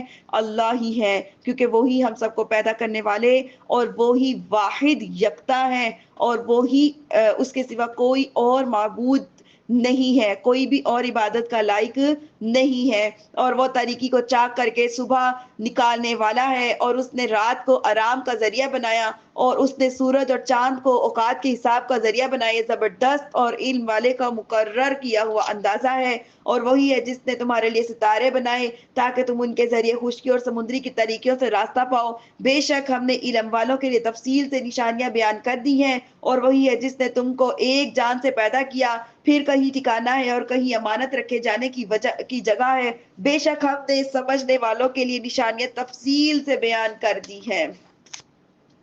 اور وہی ہے جس نے آسمان سے پانی اتارا، اور پھر ہم نے اس کے ذریعے ہر اگنے والی چیز نکالی، تو ہم نے اس میں سرسبز کھیتی نکالی، اس میں سے ہم ایک دوسرے پر چڑھے ہوئے دانے نکالتے ہیں۔ کھجور کی ابتدائی کچے شگوفوں سے کھجور کو خوشے نکالتے ہیں، پھر پھلوں کی کثرت سے لٹکتے ہوئے ہوتے ہیں، اور انگور کے باغ اور زیتون کے انار نکالتے ہیں، کسی وصف سے ایک دوسرے سے ملتے ہوتے ہیں اور کسی وصف سے جدا ہوتے ہیں۔ تم درخت کے پھل اور اس کے پکنے کی طرف دیکھو، جب وہ پھل دے، بے شک اس میں ایمان والوں کے لیے نشانیاں ہیں، اور لوگوں نے جنوں کو اللہ کا شریک بنا لیا، حالانکہ اللہ نے تو ان جنوں کو بھی پیدا کیا، اور لوگوں نے اللہ کے لیے جہالت سے بیٹے اور بیٹیاں گڑ لیے، حالانکہ اللہ ان کی بیان کی ہوئی چیزوں سے پاک اور بلند ہے۔ آیت نمبر 101 اور 2 دیکھیے، وہ بغیر کسی نمونے کے آسمان اور زمین کا بنانے والا ہے، اس کے لیے اولاد کیسے ہو سکتی ہے حالانکہ اس کی بیوی ہی نہیں، اور اس نے ہر شے کو پیدا کیا ہے اور وہ ہر شے کو جاننے والا ہے۔ وہ اللہ تمہارا رب ہے، اس کے سوا کوئی عبادت کے لائق نہیں، ہر شے کو پیدا کرنے والا ہے، تو تم اس کی عبادت کرو، وہ ہر چیز پر نگہبان ہے۔ آنکھیں اس کا احاطہ نہیں کر سکتی، وہ تمام آنکھوں کا احاطہ کیے ہوئے ہے، اور وہی ہر باریک چیز کو جاننے والا خبردار ہے۔ آگے دیکھیے آیت نمبر 104، بے شک تمہارے پاس تمہارے رب کی طرف سے آنکھیں کھولنے والی دلیلیں آ گئیں، تو جس نے انہیں دیکھ لیا اور اپنے فائدے کے لیے ہی کیا، اور جو دیکھنے سے اندھا رہا اور جو تو یہ بھی اسی پر ہے کہ میں تم پر نگہبان نہیں. وَكَذَلِكَ نُصَرِّفُ الْآيَاتِ وَلِيَقُولُوا دَرَسْتَ وَلِنُبَيِّنَهُ لِقَوْمٍ يَعْلَمُونَ. اور ہم اسی طرح بار بار آیتیں بیان کرتے ہیں اور اس کے لیے تاکہ کافر بول اٹھیں کہ تم نے پڑھ لیا ہے، اور اس لیے تاکہ تم اسے علم والوں کے لیے واضح کر دیں. اور تم اس وحی کی پیروی کرو جو تمہاری طرف تمہارے رب کی طرف سے بھیجی گئی ہے، اس کے سوا کوئی معبود نہیں، اور مشرکوں سے منہ پھیر لو. اور اگر اللہ چاہتا تو وہ شرک نہ کرتے، اور ہم نے تمہیں ان پر نگہبان نہیں بنایا اور نہ آپ ان پر نگہبان ہیں. اور انہیں برا بھلا نہ کہو جنہیں وہ اللہ کے سوا پوچھتے ہیں کہ وہ زیادتی کرتے ہیں جہالت کی وجہ سے اللہ کی شان میں بے ادبی کریں گے. یوں ہی ہم نے ہر امت کی نگاہ میں ان کے عمل کو آراستہ کر دیا، پھر انہیں اپنے رب کی طرف پھرنا ہے تو وہ انہیں بتا دے گا جو وہ کرتے تھے. آیت نمبر 109. اور انہوں نے بڑی تاکید سے اللہ کی قسم کھائی، اور اگر ان کے پاس کوئی نشانی آئی تو ضرور اس پر ایمان لائیں گے. تم فرما دو کہ نشانیاں تو اللہ کے پاس ہیں، اور تمہیں کیا خبر جب وہ نشانیاں آئیں گی تو بھی تم یہ ایمان نہیں لائیں گے. وَنُقَلِّبُ أَفْئِدَتَهُمْ وَأَبْصَارَهُمْ كَمَا لَمْ يُؤْمِنُوا بِهِ أَوَّلَ مَرَّةٍ وَنَذَرُهُمْ فِي طُغْيَانِهِمْ يَعْمَهُونَ. آیت نمبر 1 اور اس پارے کی ہماری آخری آیت، آیت نمبر 110 اور اس پارے کی ہماری آخری آیت، کہ ہم ان کے دلوں اور ان کی آنکھوں کو پھیر دیں گے جیسا کہ یہ پہلی بار ان پر ایمان نہ لائے تھے، اور انہیں ان کی سرکشی میں بھٹکتے ہوئے چھوڑ دیں گے. اللہ اکبر. یہاں الحمدللہ ہمارا پارا نمبر 7 اللہ تعالیٰ کے حکم، فضل، کرم، رحمت سے مکمل ہو گیا. اللہ پاک ہم سب کو کہنے سننے سے زیادہ عمل کی توفیق عطا فرمائے. وما علی الا البلاغ المبین وتب علینا انک انت التواب الرحیم.